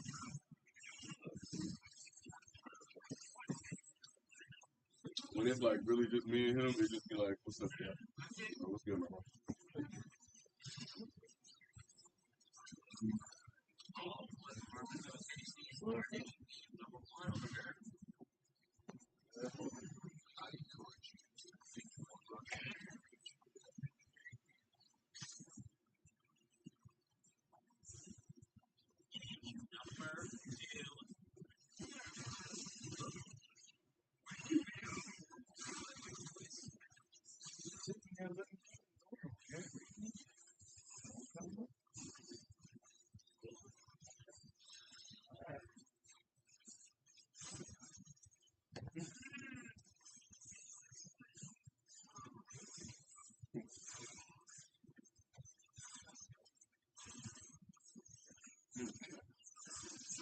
Feel like playing around?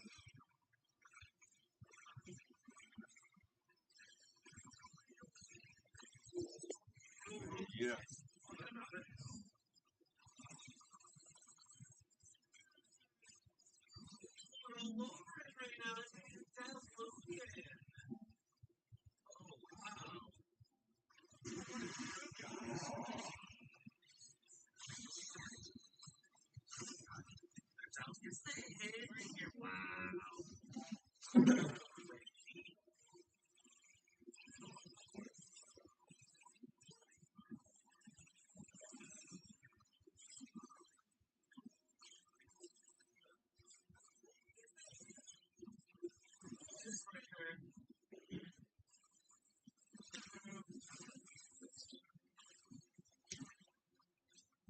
I think Token Fighting so you didn't say. I think it's supposed to be out there. So I thought they said it was dropping in 10 minutes.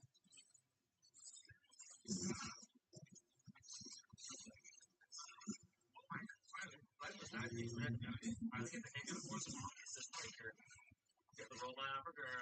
Shoot the bullets out. Gonna get hit by the project. Wow. A single hit from the 2 and into the assist from robot into the follow-up from Oculus. Yep. Strong here. Nice opening.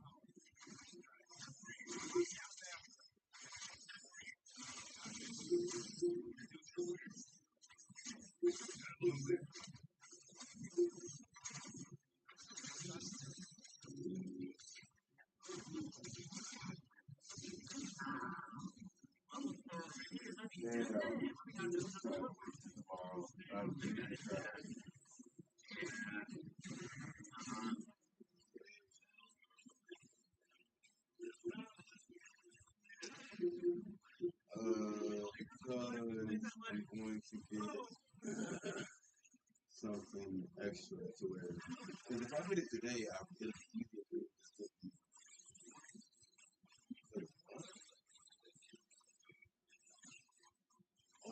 So,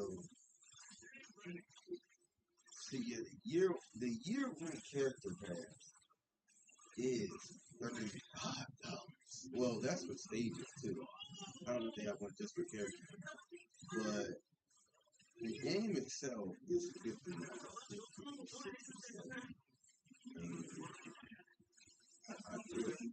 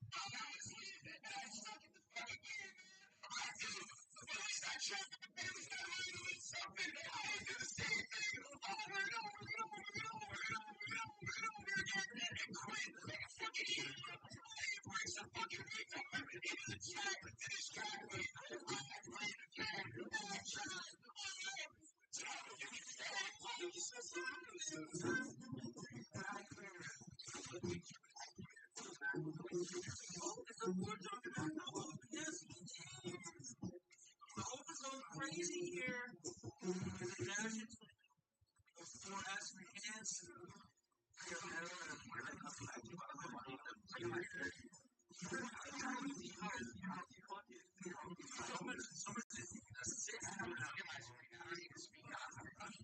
What's it called? I should speak Latin and words.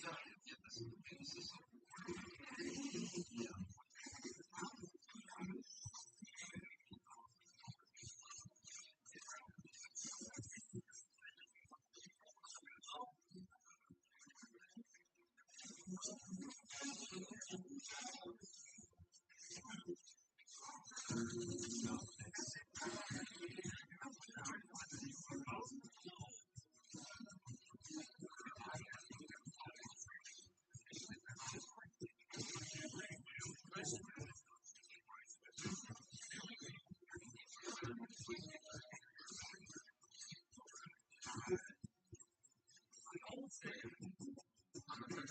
You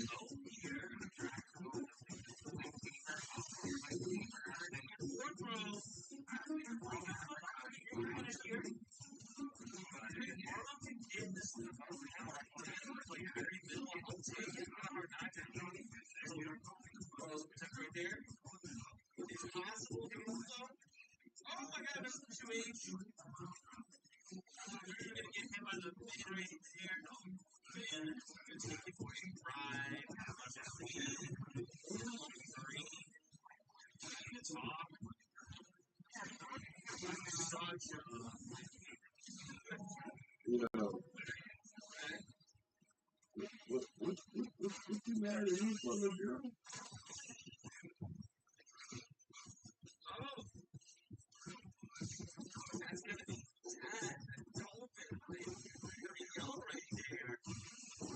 Why I can't hear you?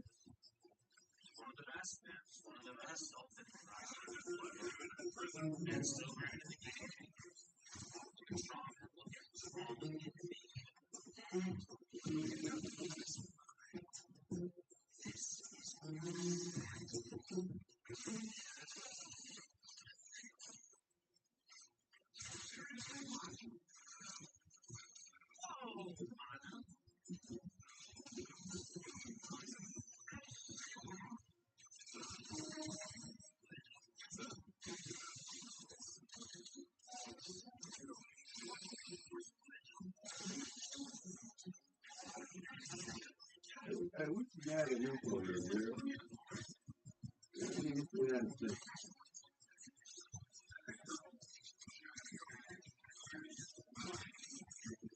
Yeah, like he came up at me, like he saying my name and just like he thought he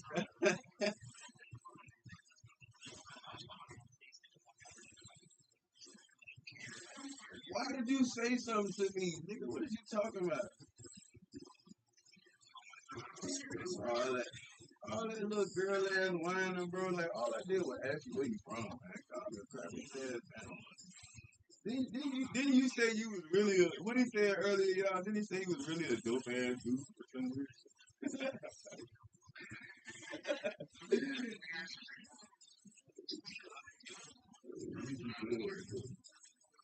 Don't you need to go get like a perm or something? How the fuck did you hear?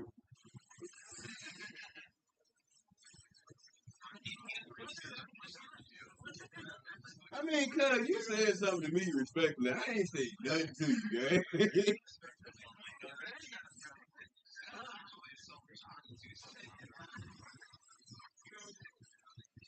Man, I'm cold. Hey, look, gang. Listen, gang. Why you so infatuated with saying my name, man? Stop that shit, bro.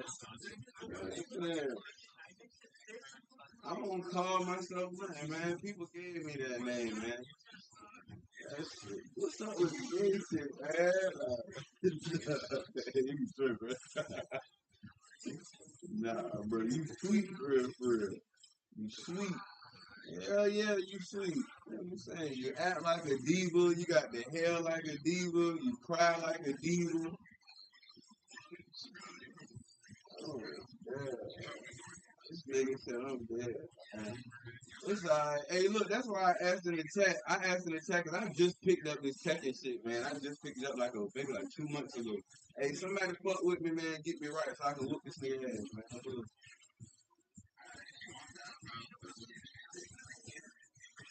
Yeah, now I played against somebody in the comments earlier.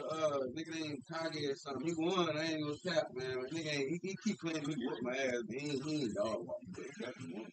Listen, I'm barely around. Like he said, I'm orange right good. Like I ain't no second guard.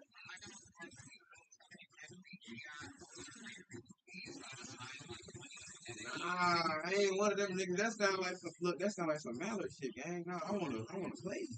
Hell no. I wanna fight my own battles, gang. You know what I'm saying?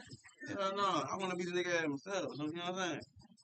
Let somebody just get me right. That's what I'm saying. Like you feel me? I play fighting games, but I ain't no trash nigga. I just pick this shit up. This shit new to me. But I fuck with it though. I fuck with it heavy, man. I see what you was talking about. Like I fuck with 2D fighting games, but I ain't gonna cap. I play lean. That's what I said in the main bitch I play. I play lean. I love that bitch, man. I love that bitch. I like how she can fight backwards and shit, man.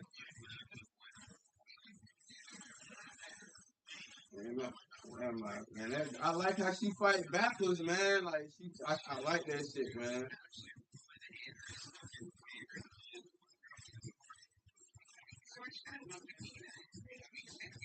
All right, so what's the? I mean, the only other characters I have touched is fucking uh. No, I mean I got her, but no, I ain't really played with her like that. What's the chick with the Mari Joe bitch? Her, I like the coffee bitch. Yeah, I like the hold on. I like the coffee bitch. That coffee bitch is funny to play with. Yeah, how you say her name? I fuck with her because she hit hard as hell. I fuck with her. Yeah, I fuck with her too, man. I don't know. I did a combo with her with the little like she be on a little stripper pole whooping ass and shit. I'm like, okay, a little bit of stripper for real, jumping up and down the pole and shit. Those ones.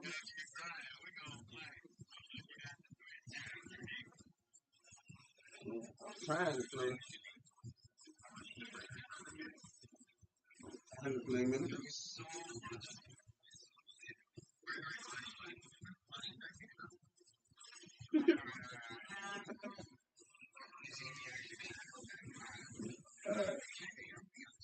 Yeah.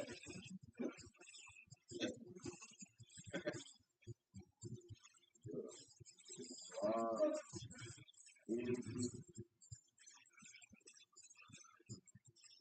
like, one, two, what would do, man? That's a bit, yeah, that's nice, man.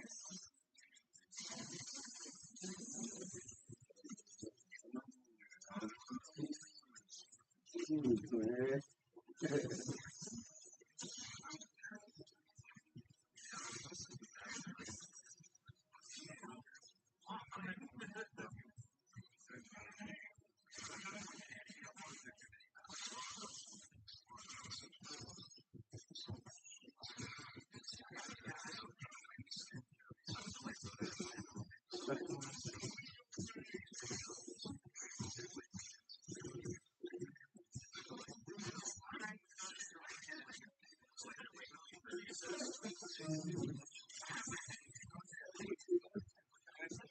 Yeah, bro. It's crying, bro.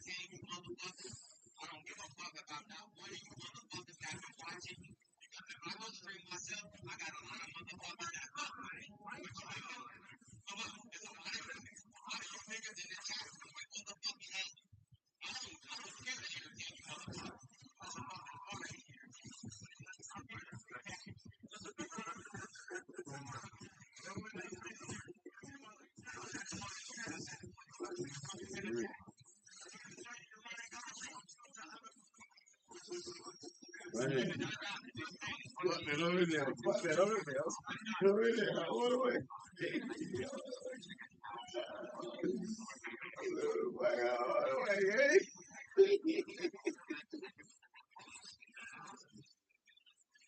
I'm on the way. I'm on the way. I'm on the way.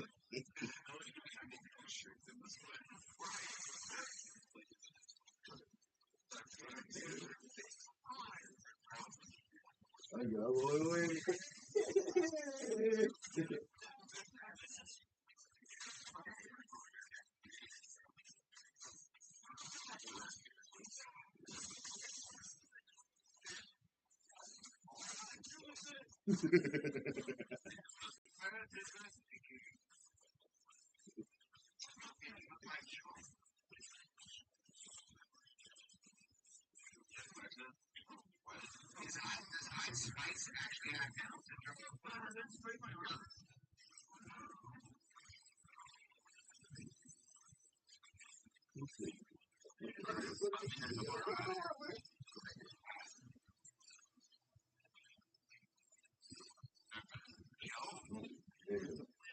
I'm a dumbass.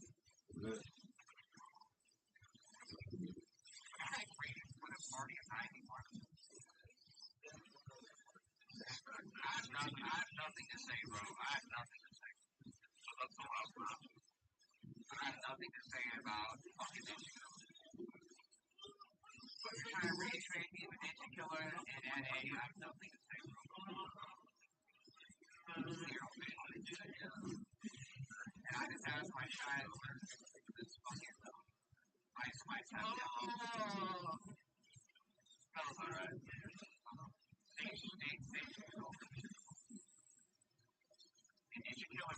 Ninja Killer really neat. It's just kind of, bro. I have to say that ain't.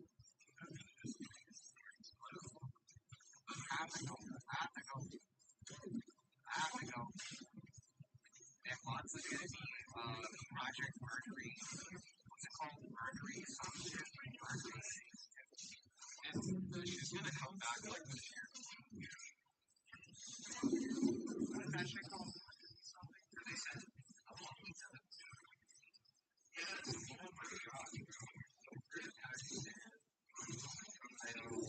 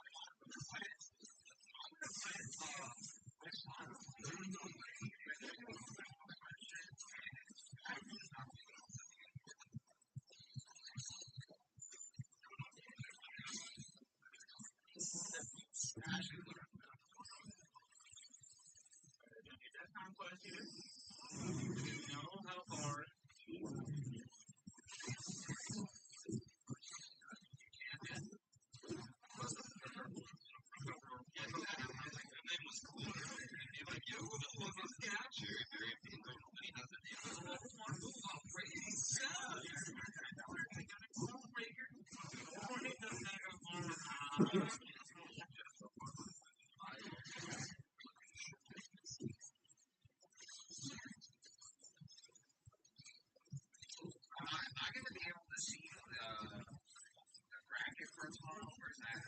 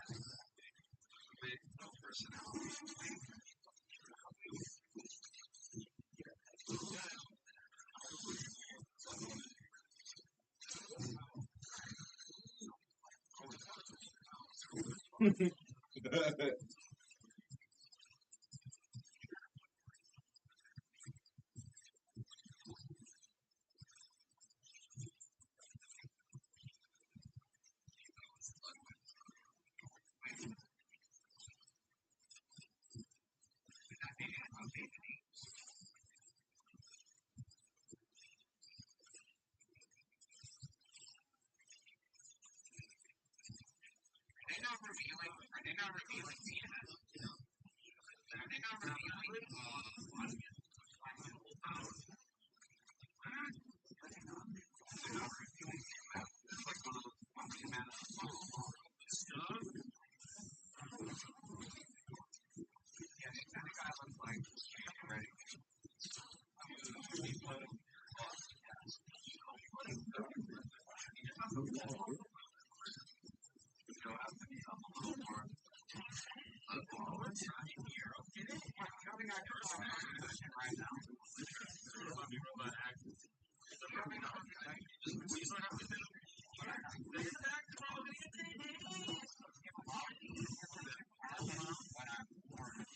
something happened here, comes all this hell.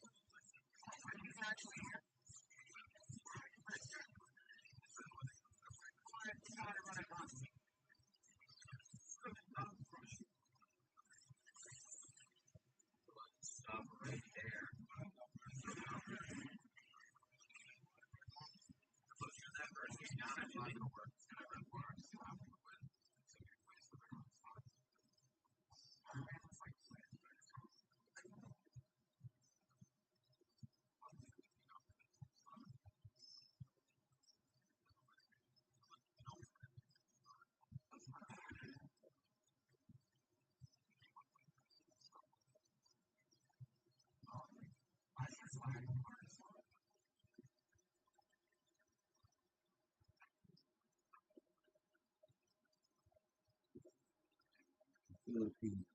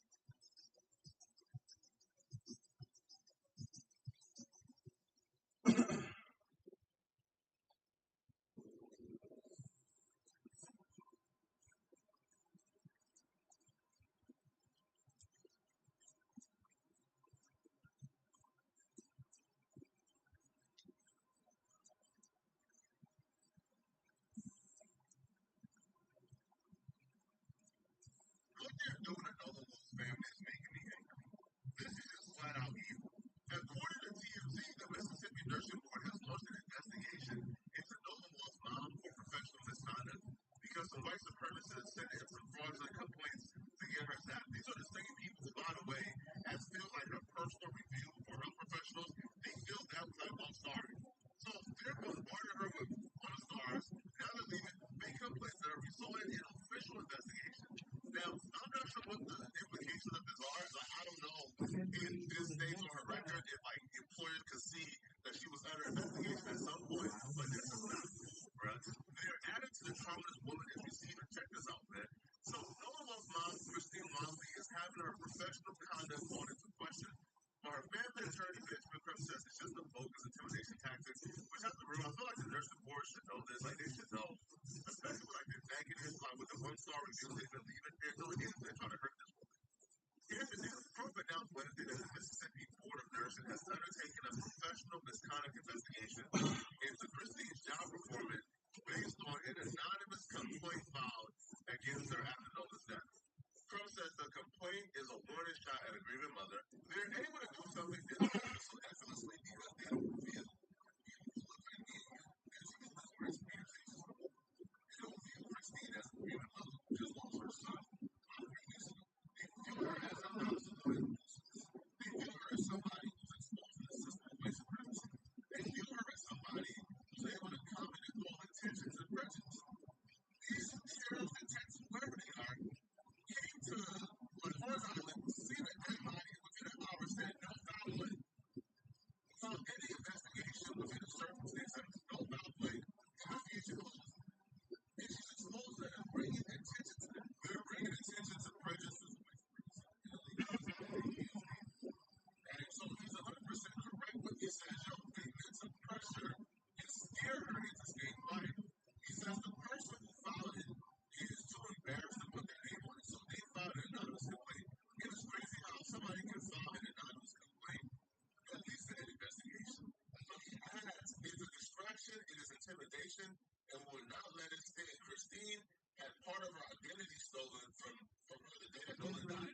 Now someone's trying to take another piece of it. The cruelty knows no bounds. Trump says the timing of the complaint is incredibly suspicious, arguing Christine never received any complaints before. But all of a sudden, one comes out of the blue right after Nolan died. He says this just shows the family is asking the right questions and they'll keep at it. No true words have been spoken if her investigation was not effective. If she wasn't put in prison with people, if she wasn't holding people accountable, then they wouldn't be after her. There will be no need, because for what reason do you have to go after her?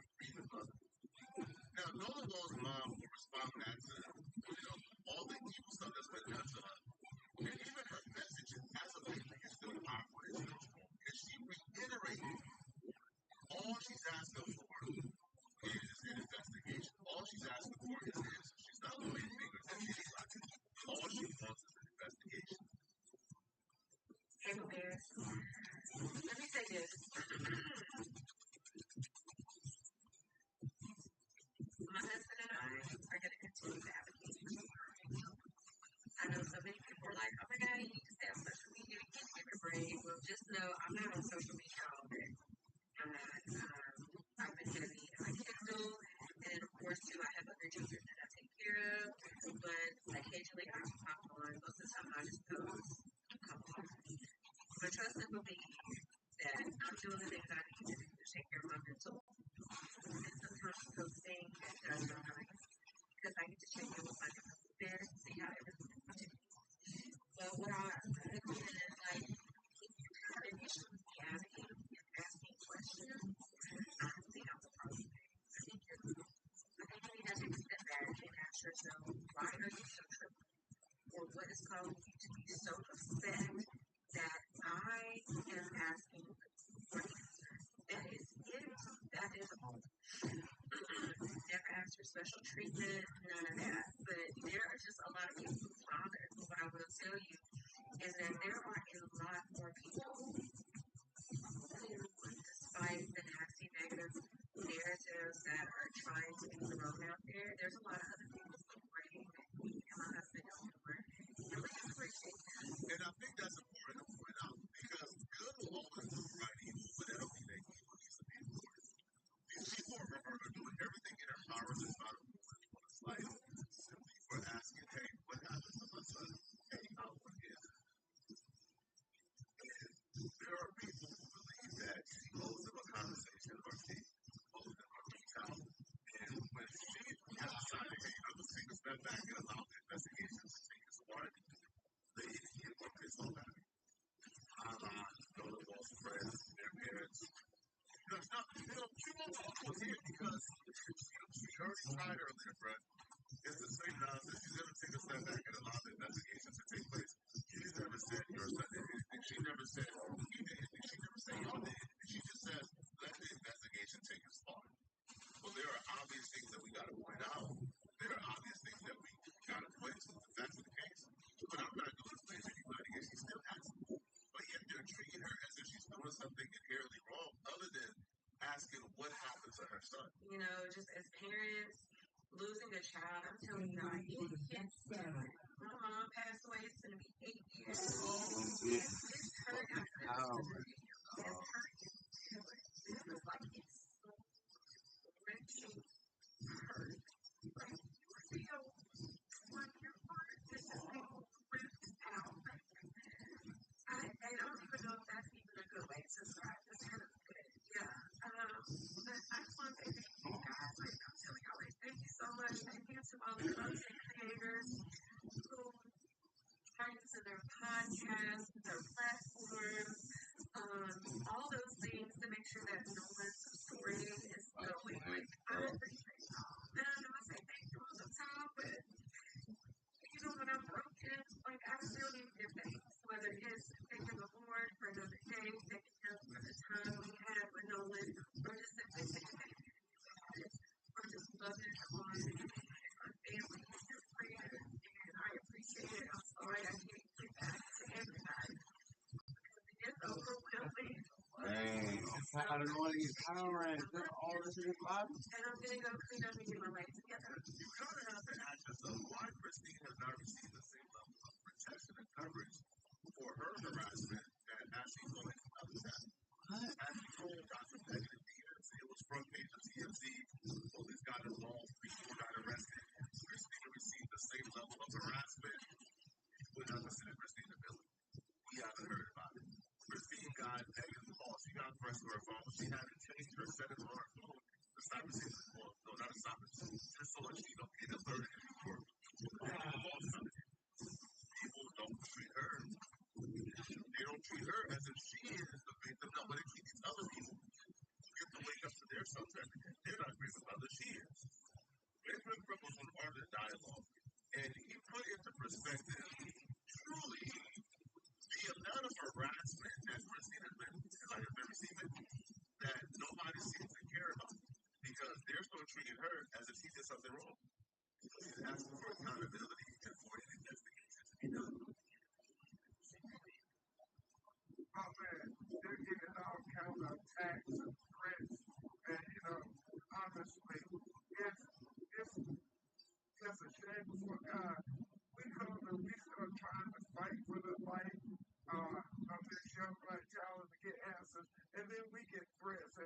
death threats and attacks and hate mail and all this stuff. But we're used to it because this is what we do. We're civil rights lawyers, and we know that civil rights leaders have always been attacked. Whether it was my brother Hero Third in Georgia, his life was always under threat. But he was just trying to find out how did black people end up getting trees castrated with their eyes rolled out. But they would blame us as being race baiters. But we're saying, oh, we won't answer because if this was your loved one, if this was your family, you won't answer to. Hang on. We're made to be the The one that's on your profile picture, I guess. When you got, they did it to, Thurgood Marshall. They did it to Martin Luther King. yeah. They did it to Megan Evans. They did it to Fannie Lou. They did it to, I don't know either, but I guess it did. documents that the state of Mississippi is the state that I mean, I just saw it in your profile. in Then, the yeah, history of America. And all of them were attacked for them trying to share light, speak truth to power, to try to say we have rights as Americans to the Constitution and to vote and to have the right to life and not to be I'm watching something about the building well stuff. And, working deals trying to stay in Mississippi while they were fighting for equal rights. And so, people want to condemn us, and I guess we're good company on Thurgood Marshall and Martin Luther King and Megan Evans and Fannie Lou Hamer and the great Ida B. Wells. okay, say it again. I know we ain't been in that color. My ancestors fought for us to be able to have the voice that speak truth to power. And shame on us if we don't speak truth to power when we have all of the education and legal acumen and resources to be able to go give a voice to those who don't have a voice, to be able to help fight for marginalized people, to help fight for what my grandmother called the least of things. Shame on us if we don't stand up and fight for them because our ancestors fought for us. Man, they're making all kind of attacks and threats on me and Reverend Al and anybody else who's standing up. But we're used to that. That's just a distraction. Anyone with common sense or humanity, of course, any type of threat, harassment needs to be dealt with. If Warren's mom is receiving threats in her DMs, they need to be arrested, which they are being arrested. And nobody is having a problem with that. You don't see Benjamin Crump or myself or anybody say, man, why are you arresting the people who threatened actually go, no, they need to be arrested if they're making threats. Oh, God. They need to be arrested. Almost. Right? If anybody is threatening Warren's father, they need to be arrested. If they're threatening Warren, they need to be arrested. If they're threatening anybody who have not been arrested, charged, and convicted yet, they need to be arrested. Harassment and threats are not okay, but it feels like only one side is saying harassment and threats are not okay because the other side has nothing to say when Christine is being harassed. They have nothing to say when her job is being called. They have nothing to say when negative reviews is harming her professional reputation. They have nothing to say when like fake complaints is leading to official investigation from the nursing board. They have nothing to say. And I don't think that's right, bro. I just don't. It's not okay, man. What's happened to this family is enraging. So let me know in the comment section what you guys think about this. If you're still watching this video and you want to watch another good video, take a look at this video right here somewhere on my screen. Somewhere here, or here, or here, or here, somewhere on my screen to find out why exactly Golden Wells family friend just betrayed the family. I'll see you guys in this video right here to find out exactly what the betrayal was. I'm out of here.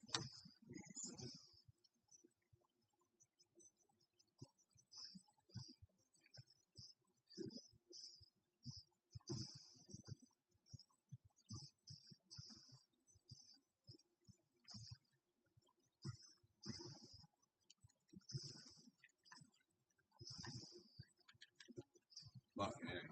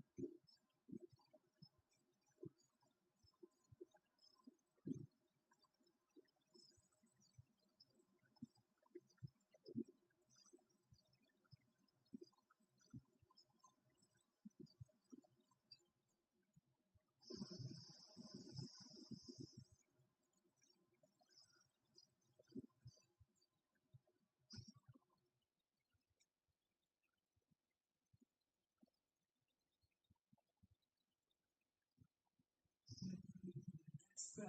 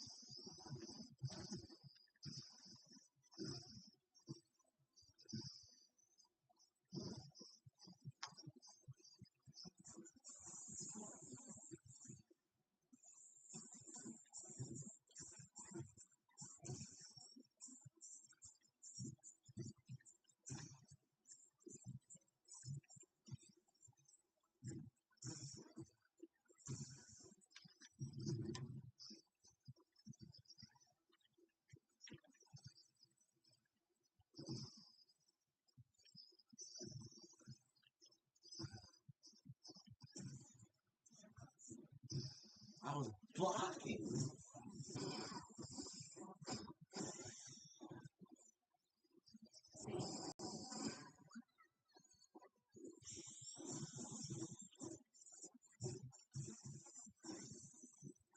Get the fuck.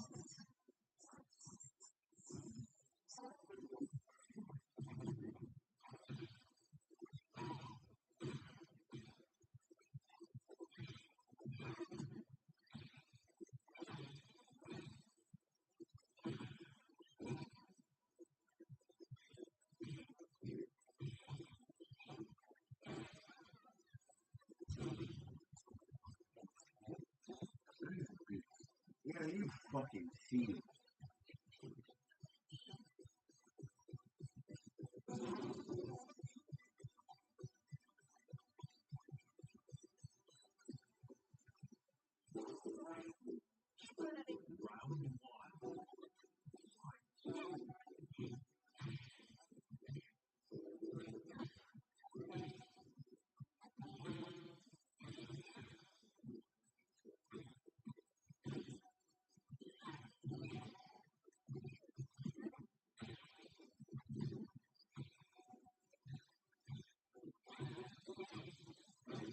Bitch.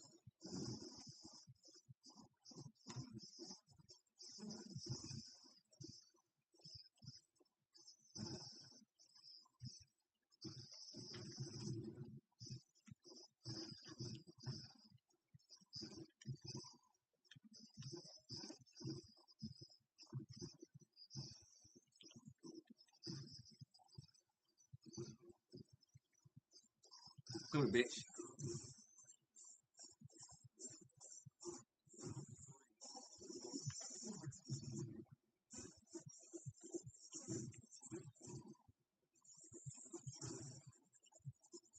Dumb bitch.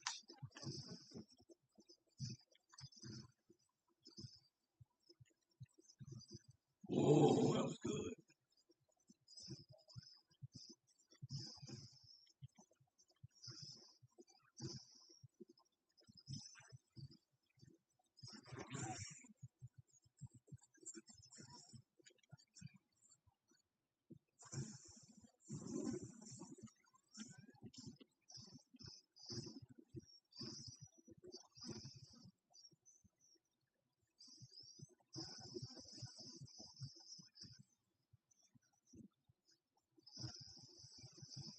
Bye.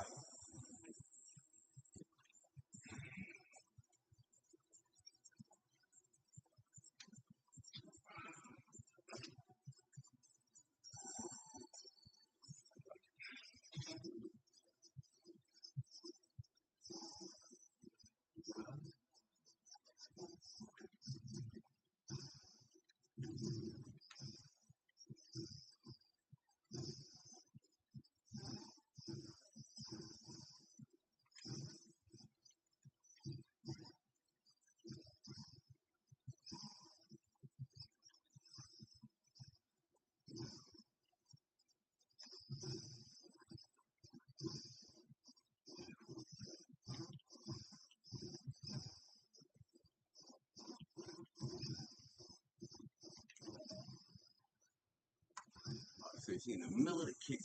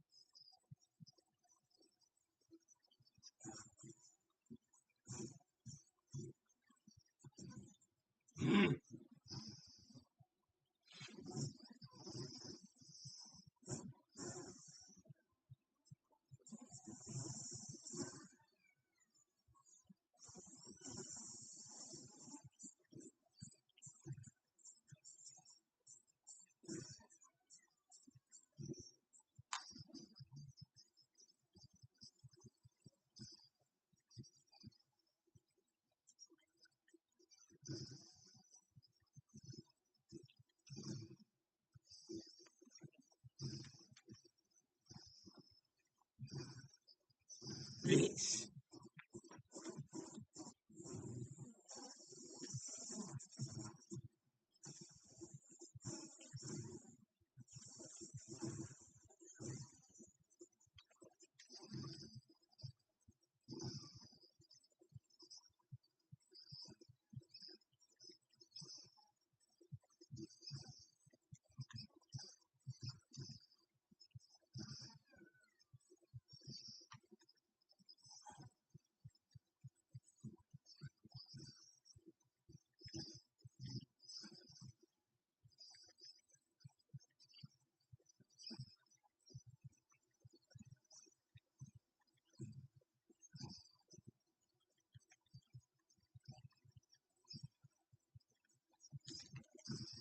That's cheap as fuck.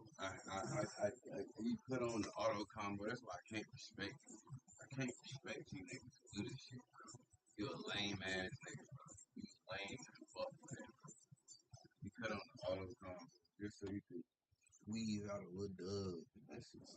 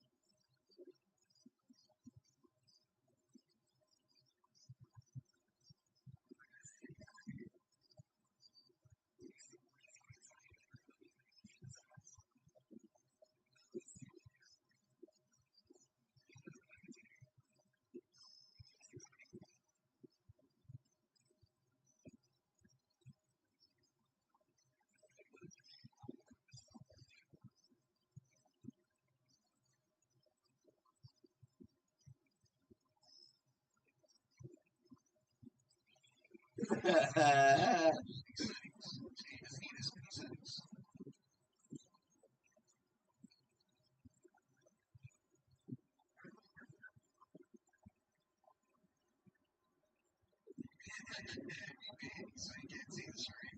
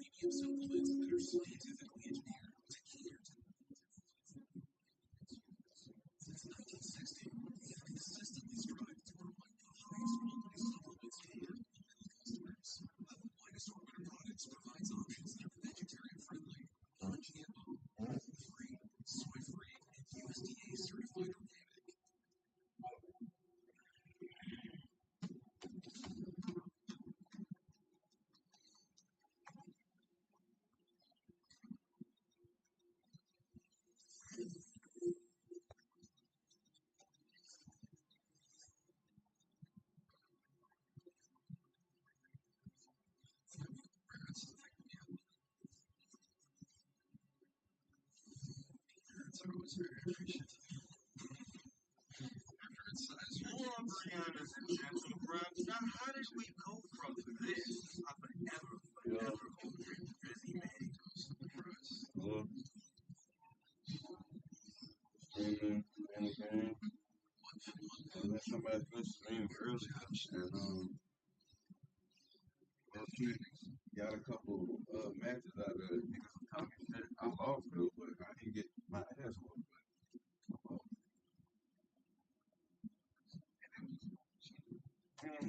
Somebody was talking shit. Then he said, "Hey, ain't you from VA?" And I said, "I'm from the 757." So then he added me to the Discord call. So I was live in his shit on Discord and talking shit. And then somebody said something. I'm like, all I did was ask the nigga what part of Virginia he from. He started crying. I'm like, man, crying like a bitch. But look here. And somebody in the comments was talking shit. So I was like, all right, well, shit. So I ran it. I said, I don't play this shit like that, but I ain't gonna run from no fake. What up? What do you mean you're online? No, we was talking about fighting games. Oh. So it's like, you know what I'm saying? Like, I ain't working for it. That's the whole point. That's why I was so aggressive. It's like, nigga, we playing fight. We talking about fighting games. So if it's really an issue, we could, you know what I'm saying? We could really do that right now. Like, you know, and it's nothing more satisfactory than whooping a nigga ass after he just finished talking shit to you. I don't think you. Nothing more satisfactory. Absolutely nothing. I mean, maybe explicit. Wow. Hanging out that was a bus.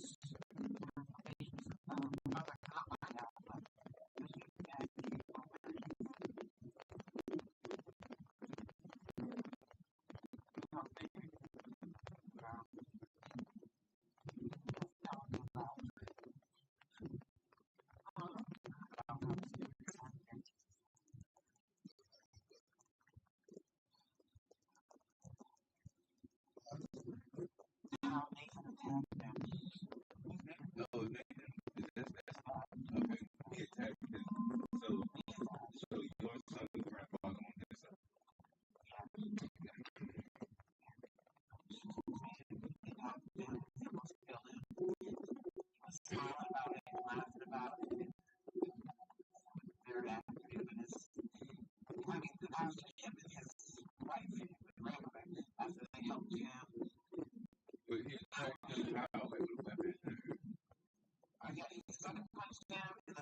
choke him out. Why? Because, so I guess, so Nathan hit his brother's dog, and the dog's leg was broken, and his hip was broken, and, basically, like, it's gonna cost you $10,000 or something to fix this dog, or put the dog down, And so, they went to the vet, they didn't have enough money to fix everything, so they asked if they could borrow $1,000 to get the dog put down. And I was like, God, it costs $1,000. I'm like, I don't know what shop this thing.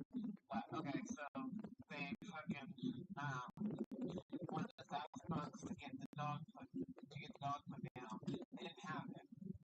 So him and his wife gave him $1,000 to get the dog put down. And so then after they did that, they came back and they said they wanted to put the dog in the freezer because it was raining. And he told them they weren't putting it. They already put the dog down? Yeah. Okay. And they wanted a lot of dogs in the freezer. God damn. They wanted to put the dog in the freezer and because it was raining out. And he said no. So his oldest son, the son that was actually the dog, went to go start digging a hole, and him and Nathan were sitting inside, and they all three. Well, so Nathan doesn't drink. That's not really his drug of choice. He doesn't like. I mean, he'll drink, whatever, but he doesn't drink. That's not his drug of choice. And the other two are raging alcoholics. I mean, like the fucking they're raging alcoholics. So. So Nathan was trying to drink with them, but you already know how that's gonna go. For some, somebody that don't drink. So I guess he was pretty nice. They were drinking Jaeger, and his dad made a comment about how he had just given him the money, and Nathan was drinking the Jaeger. Mm-hmm. And I guess how it went supposedly, which I mean, whatever. But I guess his mom gave him the money, not the dad. And so Nathan was like, oh, fuck you. Like, you didn't even give us fucking money. Whatever. And he sucker punched them and started trying to choke them out. So, wait. So, he's mad. He's mad because his dad called him out, like, called him a booch, essentially, or something. Because his dad was like, oh, we just gave you money and now you're drinking. Came to my house and you're drinking my Jaeger or something like that. I mean, like, damn, nigga has to perform a little bit, like, you know what I mean? Like, boom, boom. And I'm pretty sure on some white boy shit, he's gonna try to apologize later on and blame it on being emotional. Oh, he did. Yeah, you try to blame it on being emotional, saying that, I'm so sad about my dog. Which don't get me wrong. No, it was the other one. It was Nathan. It was my baby father. The dog belongs to his brother. Oh, okay, now this doesn't make any sense. Never mind. Yeah. Whole time I'm thinking the dog was Nathan's dog. And no, he hit his brother's dog. So he don't even got shit to be mad about for nothing. He realized he is a move like no bullshit. Well, so he hit the dog. Right. And then you should be the one paying for it, nigga, right? Exactly. I'm saying, like, I just paid your debt, like, that's worse. Yeah. It's not even like, no, I paid for something that you as a man should be out on your ass right now trying to go figure it out or something, and you coming in here drinking up my shit like shit's sweet. Yeah, no, I'd be mad. That's why he tried to call his dad out, like, bro, like, you didn't even give us the fucking money. It was fucking mom that gave us the money, and whatever. Obviously, I don't know exactly what was said, but like, nigga, like, you think that money come from? Like, you know what I'm saying? You think it all, like, no, sometimes I'm the one that has owners. That's all. And anyway, but exactly, like, it doesn't matter, bro. You're supposed to be handling it, and you didn't. I'm saying at some point in life, I'm pretty sure he was doing something, and that's how they got Well, that's what I'm saying. This conversation, this isn't the first conversation. I'm pretty fucking sure. You know right. That's what I'm like. That's what I'm like. Yeah, this ain't, but that's a good unit. Everybody had these times, when I'm boom. Yeah, that's still corny that you act like that. Bro, you didn't say that. That's still very weird. So he was saying that, whatever. So he said, he was just like, I just wanted you to know, like, if you ever want to come down or if whatever, like, because remember, his mom and his sister was in Florida, so it was just him. So it was like kind of awkward for me to go over there, you know what I mean? Like,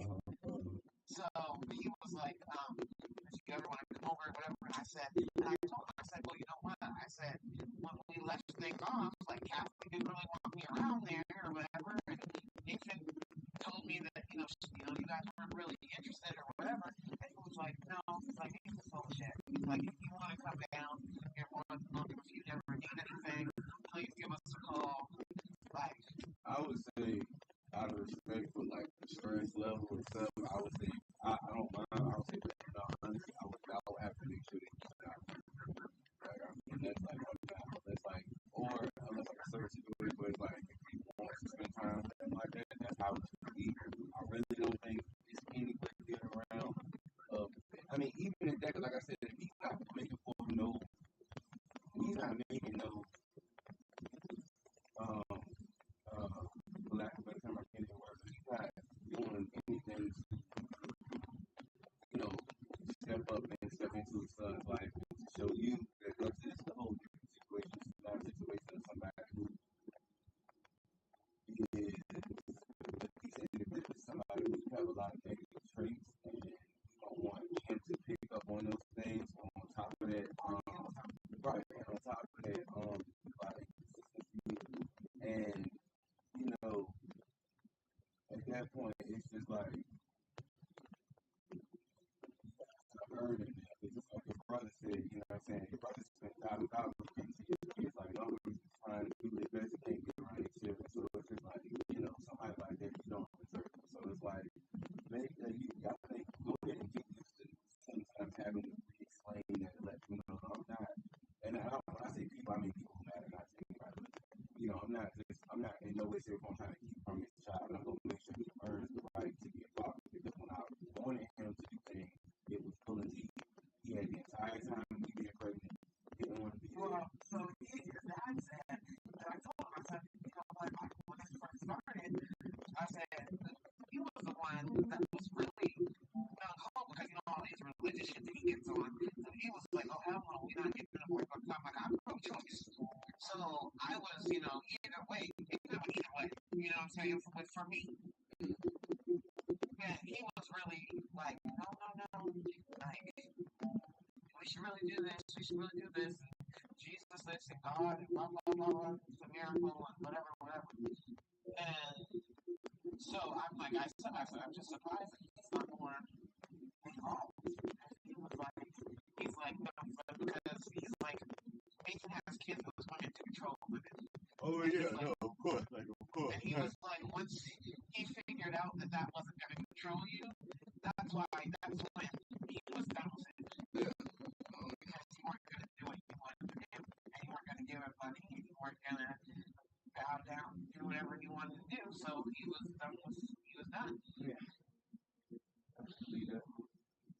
And I was like, well, yeah, I guess he did learn that, because I'm not doing this. Okay, no. Yeah, no, we're good. You got to look at that. But that's how they got some type of sense. Yeah, I mean, like I said, my thing is I don't want them to get comfortable, and then if they do get on somewhat good terms with him, or if they do, like, just because I bring the baby over to say hi for half an hour or something, doesn't mean I'm going to let him stay there without me there. But that's why I'm saying, like, I would definitely say go light work. You know what I mean? Like, maybe, like, only, like, maybe once or twice every, like, month or two or something. Or it's nothing wrong with, like, taking pictures and shit. But, let them know, like, I ain't gonna be coming out here all the time. But shit, again, if y'all too, but, be very stern. Say, listen, I'm all for it, but listen, there will be no surprises. I promise you, if you show up and it's what you called to, I'm not coming outside. I'm gonna let you know you done made that whole trip for no reason. Out of respect to me, you're not trying to surprise me with him. None of that. Don't. Like I said, just let them know. Like, again, I'm not stepping away, but he's going to earn the right to be involved. Definitely, he has to prove that. But I kind of feel like the same way with that. Like how I said, like, none of y'all checked on me when I was pregnant. None of y'all even really checking on me now. I mean, well, to be honest, look, I'll say this. Even though I know that, like, that's how you feel, like, it's more like an out of sight, out of mind thing. Because it's like, I get it, like, yeah, I have a grandchild on the way, but in the in the sense of it's like it's not my main thing, my main responsibility, so it's not mainly on my mind. And if he know his son, like feel me, listen, like you said, he know his son. He probably was at some point hoping maybe like all children are beautiful, but he probably was like on some shit like I hope he don't put this woman through that, or I hope that maybe they she end up not keeping it or something like that because I know. His dad was the one that told me not to. Yeah, exactly. That's what I'm saying. So it's not like they don't look at like, oh, y'all didn't check on me. Like they not your immediate family. So they first initiation is to talk sense into him, if anything. Like you better not be doing the same shit you did with the last girl with this one. They, you know what I mean? Like in the sense of fighting for you, that's probably how they did that. They addressed him. You feel me? Like that's that they had their mental and their hands full with you got like you know what I'm saying? So that's probably the way that you feel like I said, he definitely did probably look out for you. This is my son, I'm sick of the shit you're doing. You know what I mean? Like I can only imagine like, you know what I mean, how a parent would feel at that point. Well, I was thinking that the reason that they was feeling like that is because they didn't. They know me, but they don't know me. Just like I didn't really know him. So they're looking at the fact that he drops he abandons his kids. Yeah, that's why I said like they're gonna address him. Well, no, but they was probably thinking like, well, we don't want this bitch to think that she can just leave this kid here. I don't even think that. Again, like I said, most people, their first initial thing is something they can control. They don't have nothing to think of you. Like, you know what I'm saying? Like, if anything, again, the first notion is, like I said, like, I'm not gonna, if I raise my son, or God forbid, something like that with Harley, and, like, boom, I can't look at the person who she's dating and get upset with them. My first initial thing is gonna be to check my child.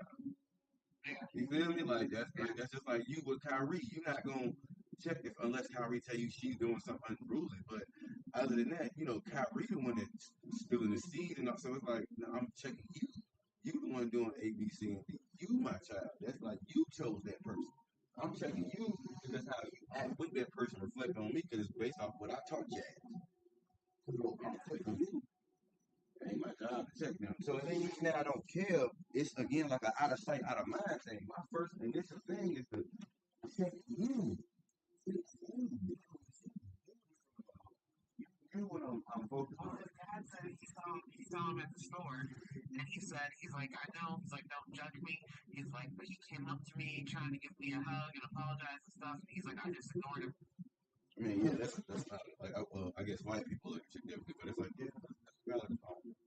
I can't judge you. And he's like, because he was in, I don't know what fucking, I don't know what he was doing, but he was in the military and stuff, and he was like, that this is like the first time in like 30 years or something he felt like threatened or something like that. And he was like, I mean, how old is he? and it was like 75, 70, something like 70, in his 70s. So he was just like, from my own kid, he's like, no, you don't get to get that. Yeah, you know what I'm saying?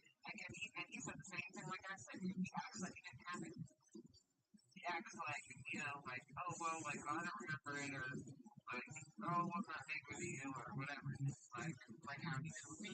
Like, same thing. Like, I'm sorry. It's probably just hit the same when he said he doesn't remember it. Or when he said he doesn't know what you're talking about.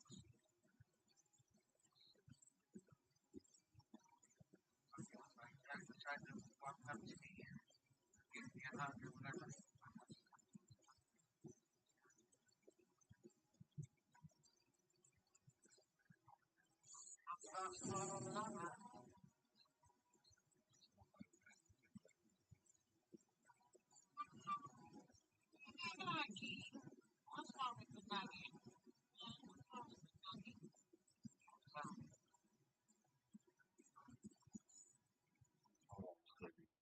The only real negative reviews, in my opinion, come from people who haven't fully downloaded the game and are frustrated. That's usually how it goes in fighting game communities, in my opinion.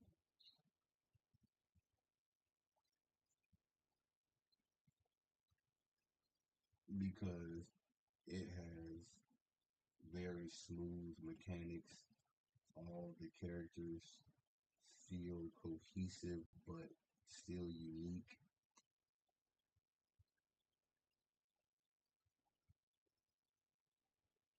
I was answering the question about the game. But I mean, the thing that really made me feel, and I know it's more so just pulling on my heartstrings or whatever, but I told you, like, his brother was really weird. So, like, his brother ended up losing his kid.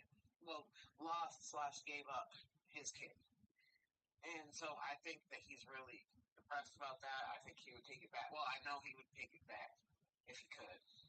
He's tried to take it back and he can't. And I think that's like his big mistake of his life, obviously. And so his brother was always like, "Oh, we're gonna be family. We're gonna be family. We're gonna be family." And I was always just like, "Oh God, like I don't know if I want to be your family. Like you're a fucking raging alcoholic. Like you're just kind of not a piece of shit, but you just like haven't done anything with your fucking life. You're a fucking alcoholic. You fucking." So it was just kind of like, "Okay, Seth, get away from me." He'd always do it when he was drunk. But I think, like, honestly, he just wants like a family. He doesn't feel like he has a family. So like it was just like, so he always would say that. And then when his sister came the last time, and she was like, you know, he said something, and she's like, okay, I love you guys or whatever. And she was like, you know, you guys are family now or something. And then today, when he left or whatever, he's like, well, you're family, so if you need anything or if you whatever, he's like, don't hesitate to ask because you're family now, whatever. And I was like, oh, thank you. That's real. I mean, I guess it's a step in the right direction. I mean, I can't be mad at people for trying to be better people. So. That's what I mean. It's like, that's why it's like. I mean, them though, like I said, it's not, like I said, because they're not really the enemy anyway. That's what I'm saying. And like they, like you said, they technically, I mean, like, really didn't do nothing wrong. I mean, I do know them, so it's not like I'm just a totally random girl. I do know them. They do know my family. They do know, you know what I'm saying? So it wouldn't have been that weird for them to reach out to me in some way, shape, or form. But like you said, and like I know, like they're annoyed with Nathan. They're annoyed with the situation. They have other shit on their fucking plates. They probably didn't know how I was feeling, what I was thinking, you know. So even though it was, yeah, you guys could have reached out, I'm not saying that it was like super malicious or like terrible that they didn't. But you definitely could have. But I don't want to make them the enemy. So I'm not looking to make them an enemy. I just don't feel like going out of my way that much.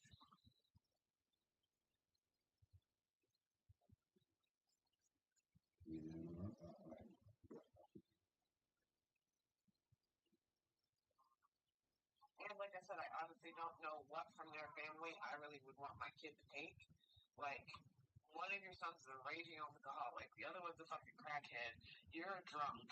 Your wife spends 8 months out of the year away from you. It's just women, all aspects in general. Like I said, there will never probably be a time where you're not there. Let's just go ahead and put that in there. Like, there's never, like, just put it out there. Like, yeah, no, I'm good on that. Like, hey, listen, y'all can take it how you want, but listen, I'm not telling you can't spend time with it. But it's not gonna be without me.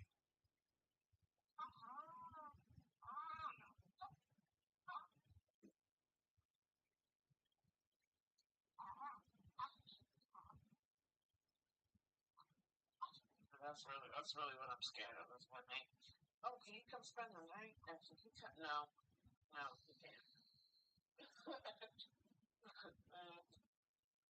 And like you said, I don't want them having him over and having Nathan over. That's the other thing. Because they do that for Nathan for his other kid. Is his mom goes and gets his daughter and brings the daughter to their house, and then Nathan comes to their house to see his daughter.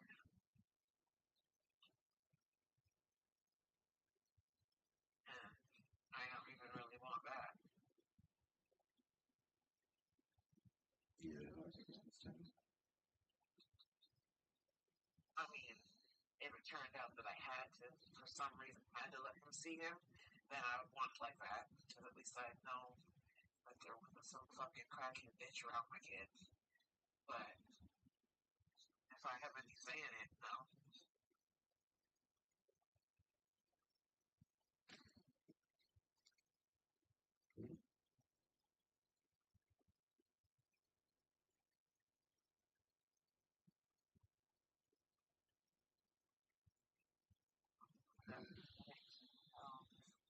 Imagine. What did you put on?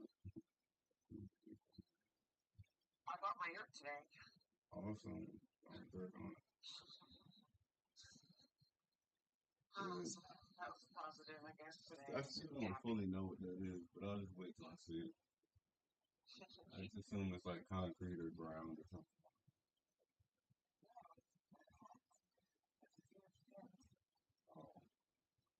Like a multi-room tent? No, there's only one room. It's like a round, it's round. It's like a big teepee. Like a circus fucking tent? Yeah. The fuck are you gonna put in here? My house.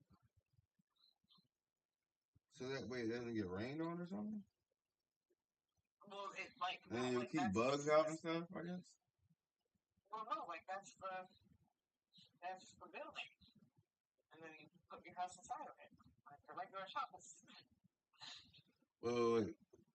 So basically, you're going to be in a tent.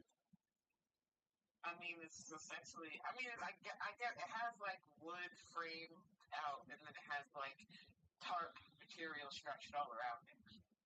That's why I say it's like a tent. But there is. So basically, it's like the exoskeleton of a shed wrapped in thin material?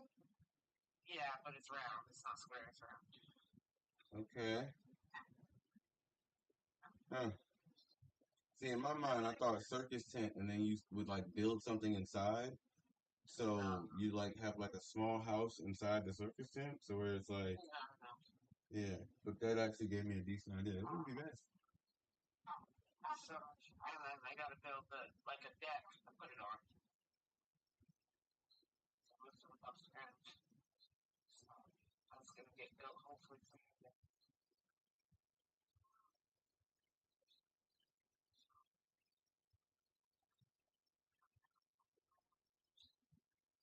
He ain't gonna run that shit. He ain't gonna tell nobody so niggas can watch it. Scary.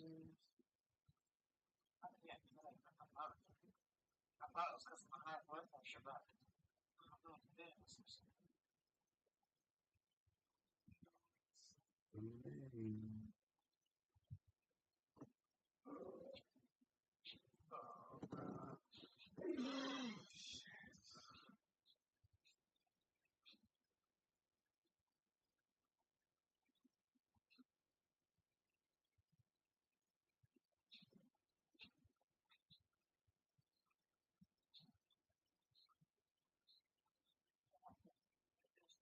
Punching away at your hand, man.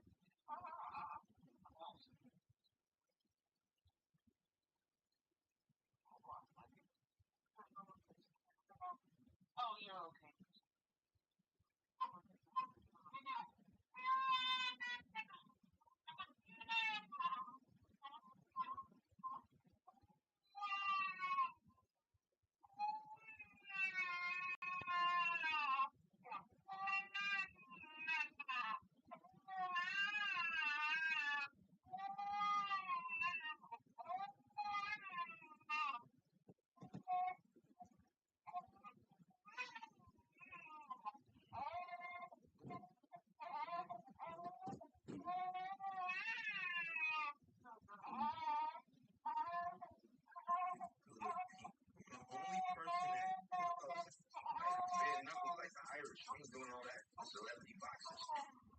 It probably has something to do with this.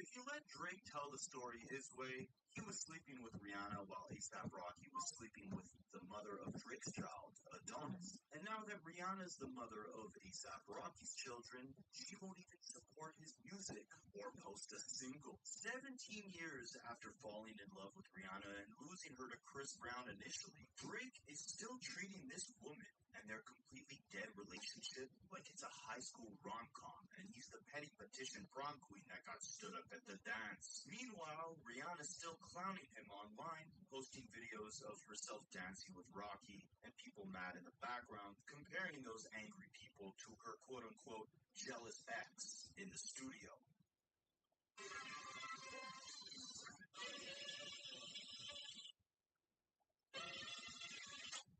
And out of this entire love triangle, A$AP Rocky's got the most level-headed, logical reaction of them all. Yes, I know he just did an interview saying he'll fight Drake bare knuckles, but by the end of this video, you'll see why that sentiment is justified. And why I say he's the most logical one, it's because as he was rolling out his album in the beginning of 2026, he did an interview with Drake's densest donut devourer, his greatest gobbling glazer, DJ Big Mac, academic. Those three big dancers for me! Where Rocky admitted that the reason why him and Drake were beefing was over a woman, plain and simple. And simultaneously for him, being, 3-4 kids deep with this woman, all of her romantic partners in the past are irrelevant to him. So why is he relevant to her previous romantic partners? I think so too, but I'm not the first for this. My girl, my baby mother, my wife, somebody predates that. You know, that's selfish. What we talking about right now? Females, we sound like females. Crazy. You've been talking about throwing shots before the Kendricks and all that. But talking about my girl. He also admits he was a fan of the Kendrick and Drake battle. And it's going crazy, but you know what I'm saying? He did his thing. I think it was good sportsmanship. And I feel like, Drake and Doc put on a good battle for the culture. What happened after that, that's kind of crazy, like oversuing and shit, but like they showed good sportsmanship. Now, you guys probably know the famous expression, there's always three sides to a story. Your truth, my truth, and then the real truth somewhere in the middle. And what's in the middle of this story is obviously a woman who both these two men have much admiration for. One of them currently has 3 children with her, and the other one has a nearly 3-decade-long obsession with her. So it made sense that when A$AP Rocky finally admitted to academics that his long-standing issue with Drake is all because of Rihanna, Drake's team would later call academics and give his side of the story, essentially stating that Drake and Rocky's issues did stem over Rihanna, but mainly because Rocky was insecure over Rihanna's relationship with Rihanna. It said everything was cool with Drake and A$AP up until Rocky invites Drake to come to Yamsday, which he clearly did. You see him here. It's supposedly, who's also in the building, is Rihanna. Drake was supposed to touch the stage. I don't know if it's not permitted to touch the stage, or he's not given the opportunity to touch the stage. Now, I'm being honest with this. This is word from Amanda. And saying it, Drake is like side stage. While he's watching his Yams Day, he flew out there to perform. For whatever reason, I think him and his people believe it's because Rihanna's there and Rocky or whatever Rihanna, they don't have him perform. Rihanna's kind of there. And the idea and the thought is saying Rihanna acknowledges even the Drake. He says, yo, you're supposed to perform. And Rihanna acknowledges saying, I get it, you're not going to perform because it's insecure. This is what I'm hearing from Amanda. I'll be honest. Okay, I ain't making this up. So what's the real root of this issue?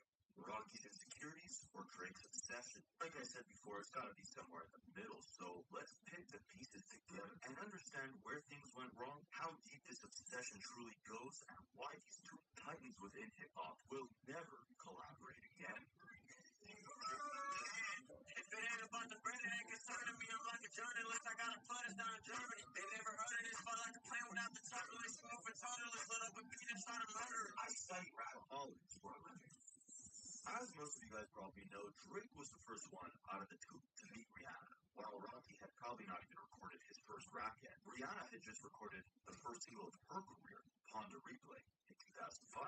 She was shooting the music video for it at a diner in Toronto, where young Drake, who was trying to make his way into the entertainment industry, had been introduced to a young Rihanna by the owner of the diner as a kid who plays background music while people eat. This is 2005, so we haven't even got Drake's first mixtape yet, but he's already rubbing shoulders with up-and-coming superstars within the industry.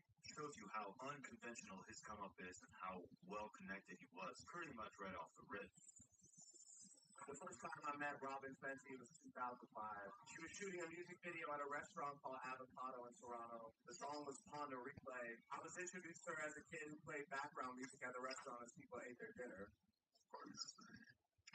And the irony in all this is that I think throughout Drake and Rihanna's entire relationship back and forth, she always kind of treated him like the kid who just played background music. For the next few years, Rihanna quickly became one of the biggest pop stars in the industry, while Drake was trying to make his way into that same industry. And after a slew of mixtapes, he finally inks a deal with Young Money. In the spring of 2009, around the same time, he's reported to have been spotted with Rihanna and a couple other friends at a bowling alley called Lucky Strike Lanes and Lounge in New York, and witnesses claim to have seen her kissing. Drake is 22 at the time, and that will play an important role in the story very shortly.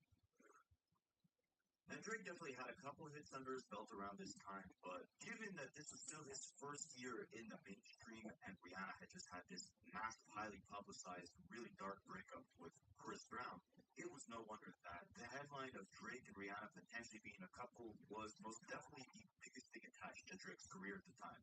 And because of that, every interview he did, people were asking him if the rumors were true, and he denied it every single time. That will also play an important role in the story very shortly. Ultimately, his explanation was that she was a very good friend, they were collaborating, people were just looking for a headline, they were thirsty for gossip, and just creating fake narratives. So at this point, it's Drake himself telling the world that him and Rihanna are nothing but friends. I have to ask, when you dated Rihanna, I've never been dating, but I know Rihanna. You guys hang out. Yeah. And people running around allegedly dating young starlets and something like that. right. This Rihanna, you're dating you and Rihanna are going to be engaged, and she's pregnant with your child. Oh, wow.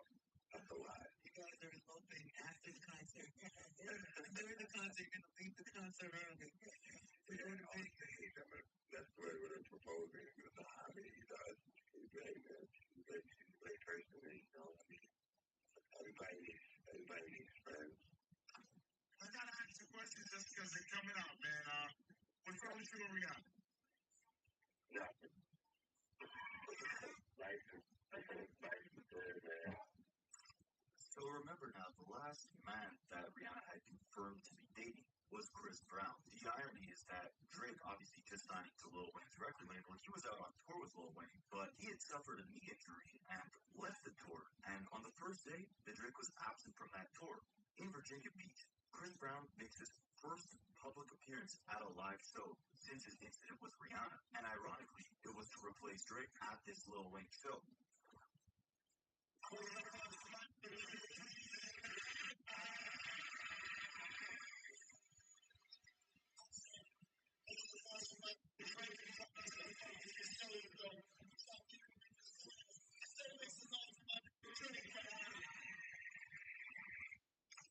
Now, just under a year later, by the summer of 2010, Rihanna had done an interview where she said that she had a lot of Drake in her iPod at the time, and she thought he was one of the illest lyricists in the game by that point in time. What's your iPod with each other? I know, I'm going to say Drake, Jay-Z, Kings of Leon, Keisha. Are you see you work with Drake? I hope so, because he's really talented, and I think he's one of the illest lyricists out there. This was right before Drake actually released his debut album, Thank Me Later. But once he did release the record, the intro on that album, Fireworks featuring Alicia Keys, seemed to have a couple references to his little romantic saga with Rihanna. He mentioned the time they spent at that bowling alley a year prior, Lucky Strike, where he rapped. I could tell it wasn't love, I just thought you'd F with me. Who could have predicted Lucky Strike would have you stuck with me? Damn, I kept my wits about me. Luckily, what happened between us that night, it always seemed to trouble me. Now all of a sudden, these gossip rags want to cover me, and you make it seem like it happened that way because of me. But I was curious, and I'll never forget it, baby. What an experience. You could have been the one, but it wasn't that serious. There was smoke in the air before, that was me clearing it. That felt good. All in all, I learned a lesson from it, though. You never see it coming, you just get to see it go. It's almost like he was implying that if he had it his way, his relationship would have lasted or would have become something serious, but he followed her lead, and it kind of ended up nowhere. And it would become apparent that those were Drake's real emotions, because this was back in a time when he was still actually doing interviews, reflecting and speaking on the music he was creating. So in promotion of the album, his debut, he sat down with the New York Times, and he actually discussed the lyrics that he had for Rihanna on that Fireworks record. On Fireworks, there's a verse about Rihanna, who asked him last year to write a song for her new album. The two soon began seeing each other regularly, though they never publicly confirmed their brief relationship. Drake said, "I was a pawn. The song he wrote for her never got released. You know what she was doing to me? She was doing exactly what I've done to so many women throughout my life, which is show them quality time, then disappear."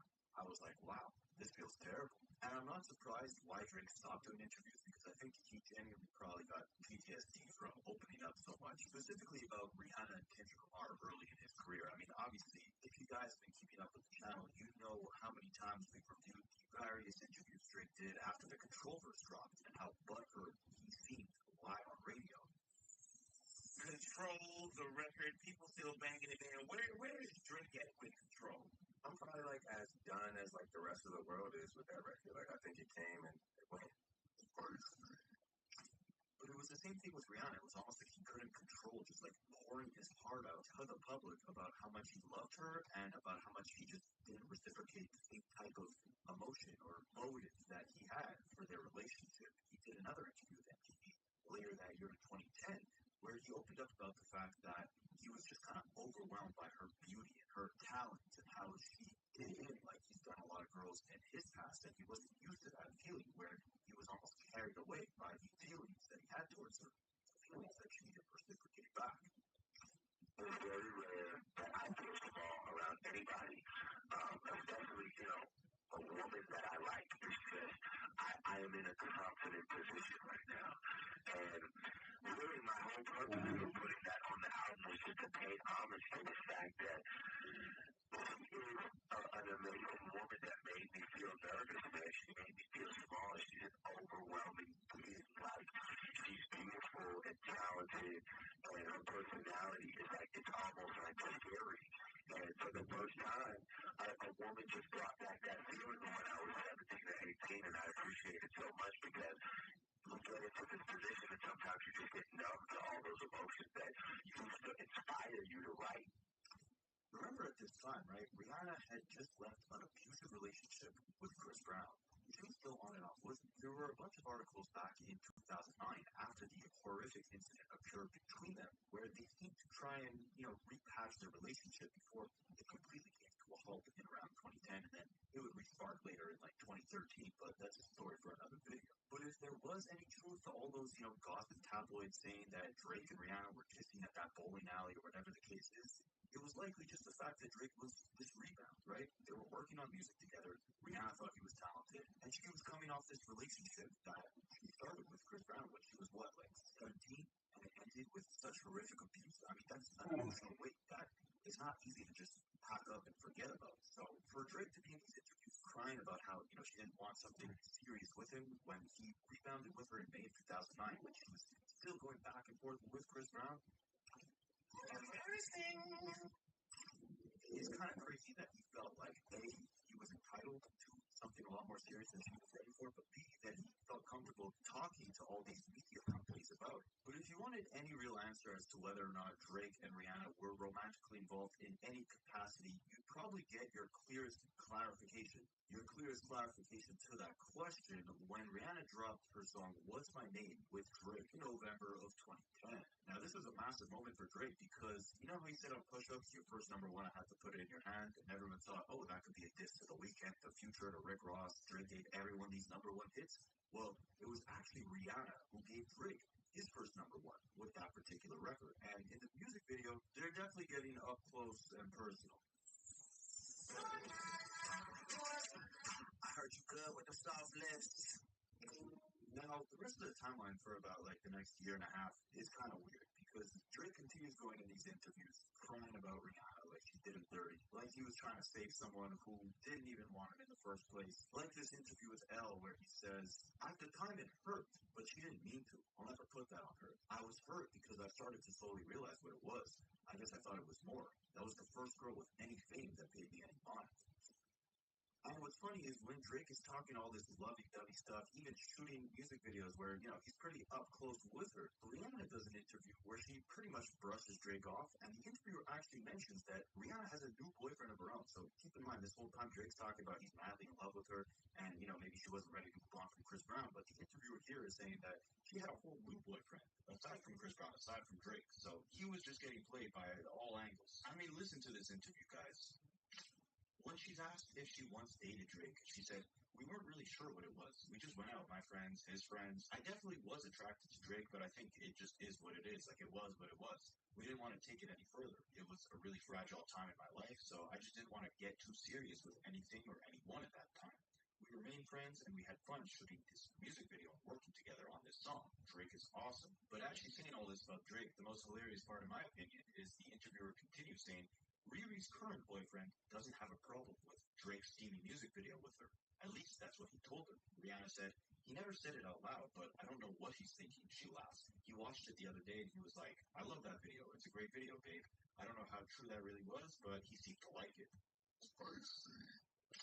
Nevertheless, in the next year, 2011, Drake and Rihanna would be reported to have gone on multiple dates together, some even close to my hometown.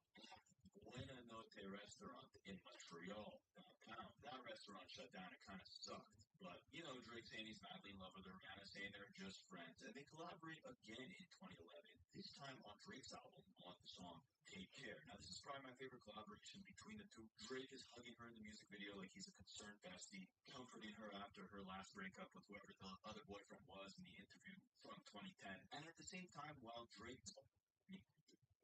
the rest of the timeline for about the next year and a half is kind of weird because Drake continues going in these interviews crying about Rihanna like she did him dirty, like he was trying to save someone who didn't even want him in the first place. Like this interview with Elle where he says, "At the time it hurt, but she didn't mean to. I'll never put that on her. I was hurt because I started to slowly realize what it was.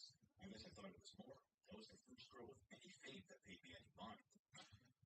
And what's funny is when Drake is talking all this lovey-dovey stuff, even shooting music videos where, he's pretty up close with her, Rihanna does an interview where she pretty much brushes Drake off, and the interviewer actually mentions that Rihanna has a new boyfriend of her own. So keep in mind, this whole time Drake's talking about he's madly in love with her, and, maybe she wasn't ready to move on from Chris Brown, but the interviewer here is saying that she had a whole new boyfriend, aside from Chris Brown, aside from Drake. So he was just getting played by all angles. I mean, listen to this interview, guys. When she's asked if she once dated Drake, she said, "We weren't really sure what it was. We just went out, my friends, his friends. I definitely was attracted to Drake, but I think it just is what it is. Like, it was what it was. We didn't want to take it any further. It was a really fragile time in my life, so I just didn't want to get too serious with anything or anyone at that time. We remained friends, and we had fun shooting this music video and working together on this song. Drake is awesome." But as she's saying all this about Drake, the most hilarious part, in my opinion, is the interviewer continues saying, Riri's current boyfriend doesn't have a problem with Drake's steamy music video with her. At least that's what he told her. Rihanna said, "He never said it out loud, but I don't know what he's thinking," she laughs. "He watched it the other day and he was like, I love that video. It's a great video, babe. I don't know how true that really was, but he seemed to like it." Nevertheless, in the next year, 2011, Drake and Rihanna would be reported to have gone on multiple dates together, some even close to my hometown, at Buena Notte restaurant in Montreal, downtown. That restaurant shut down. It kind of sucked. But, Drake saying he's madly in love with her, Rihanna saying they're just friends. And they collaborate again in 2011, this time on Drake's album, on the song Take Care. Now, this is probably my favorite collaboration between the two. Drake is hugging her in the music video like he's a concerned bestie, comforting her after her last breakup with whoever the other boyfriend was in the interview from 2010. And at the same time, while Drake and Rihanna's friendship at this point, maybe relationship, who knows, it seemed to be going strong. What was going even stronger was the rise of hip-hop's next power movement, the ASAP Mob.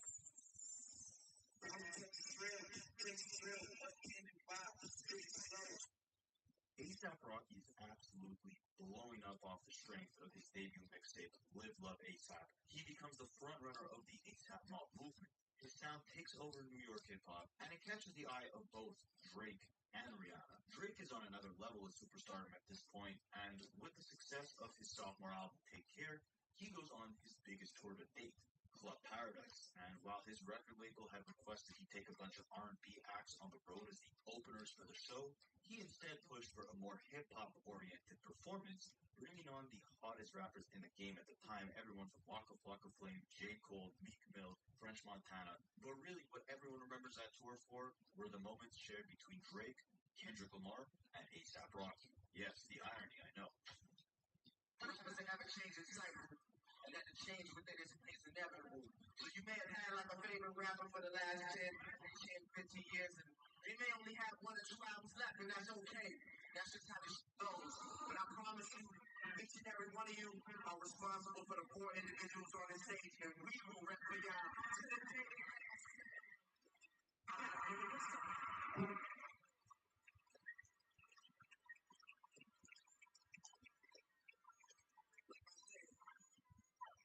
Brother A$AP Rocky, this is my brother Kendrick Lamar. This is my brother Jason Pass. I ask you just one favor. Keep working on being the beautiful people that you are, and we're gonna keep introducing music that you love so much. I'm trying to really call myself A$AP Jason. It's like trying to drink a record, man. Nah, for real, it's just a moment. Like, yeah, it's rare that you, man, like with talent and then like just a mindset and just like immediate loyalty go with that talent.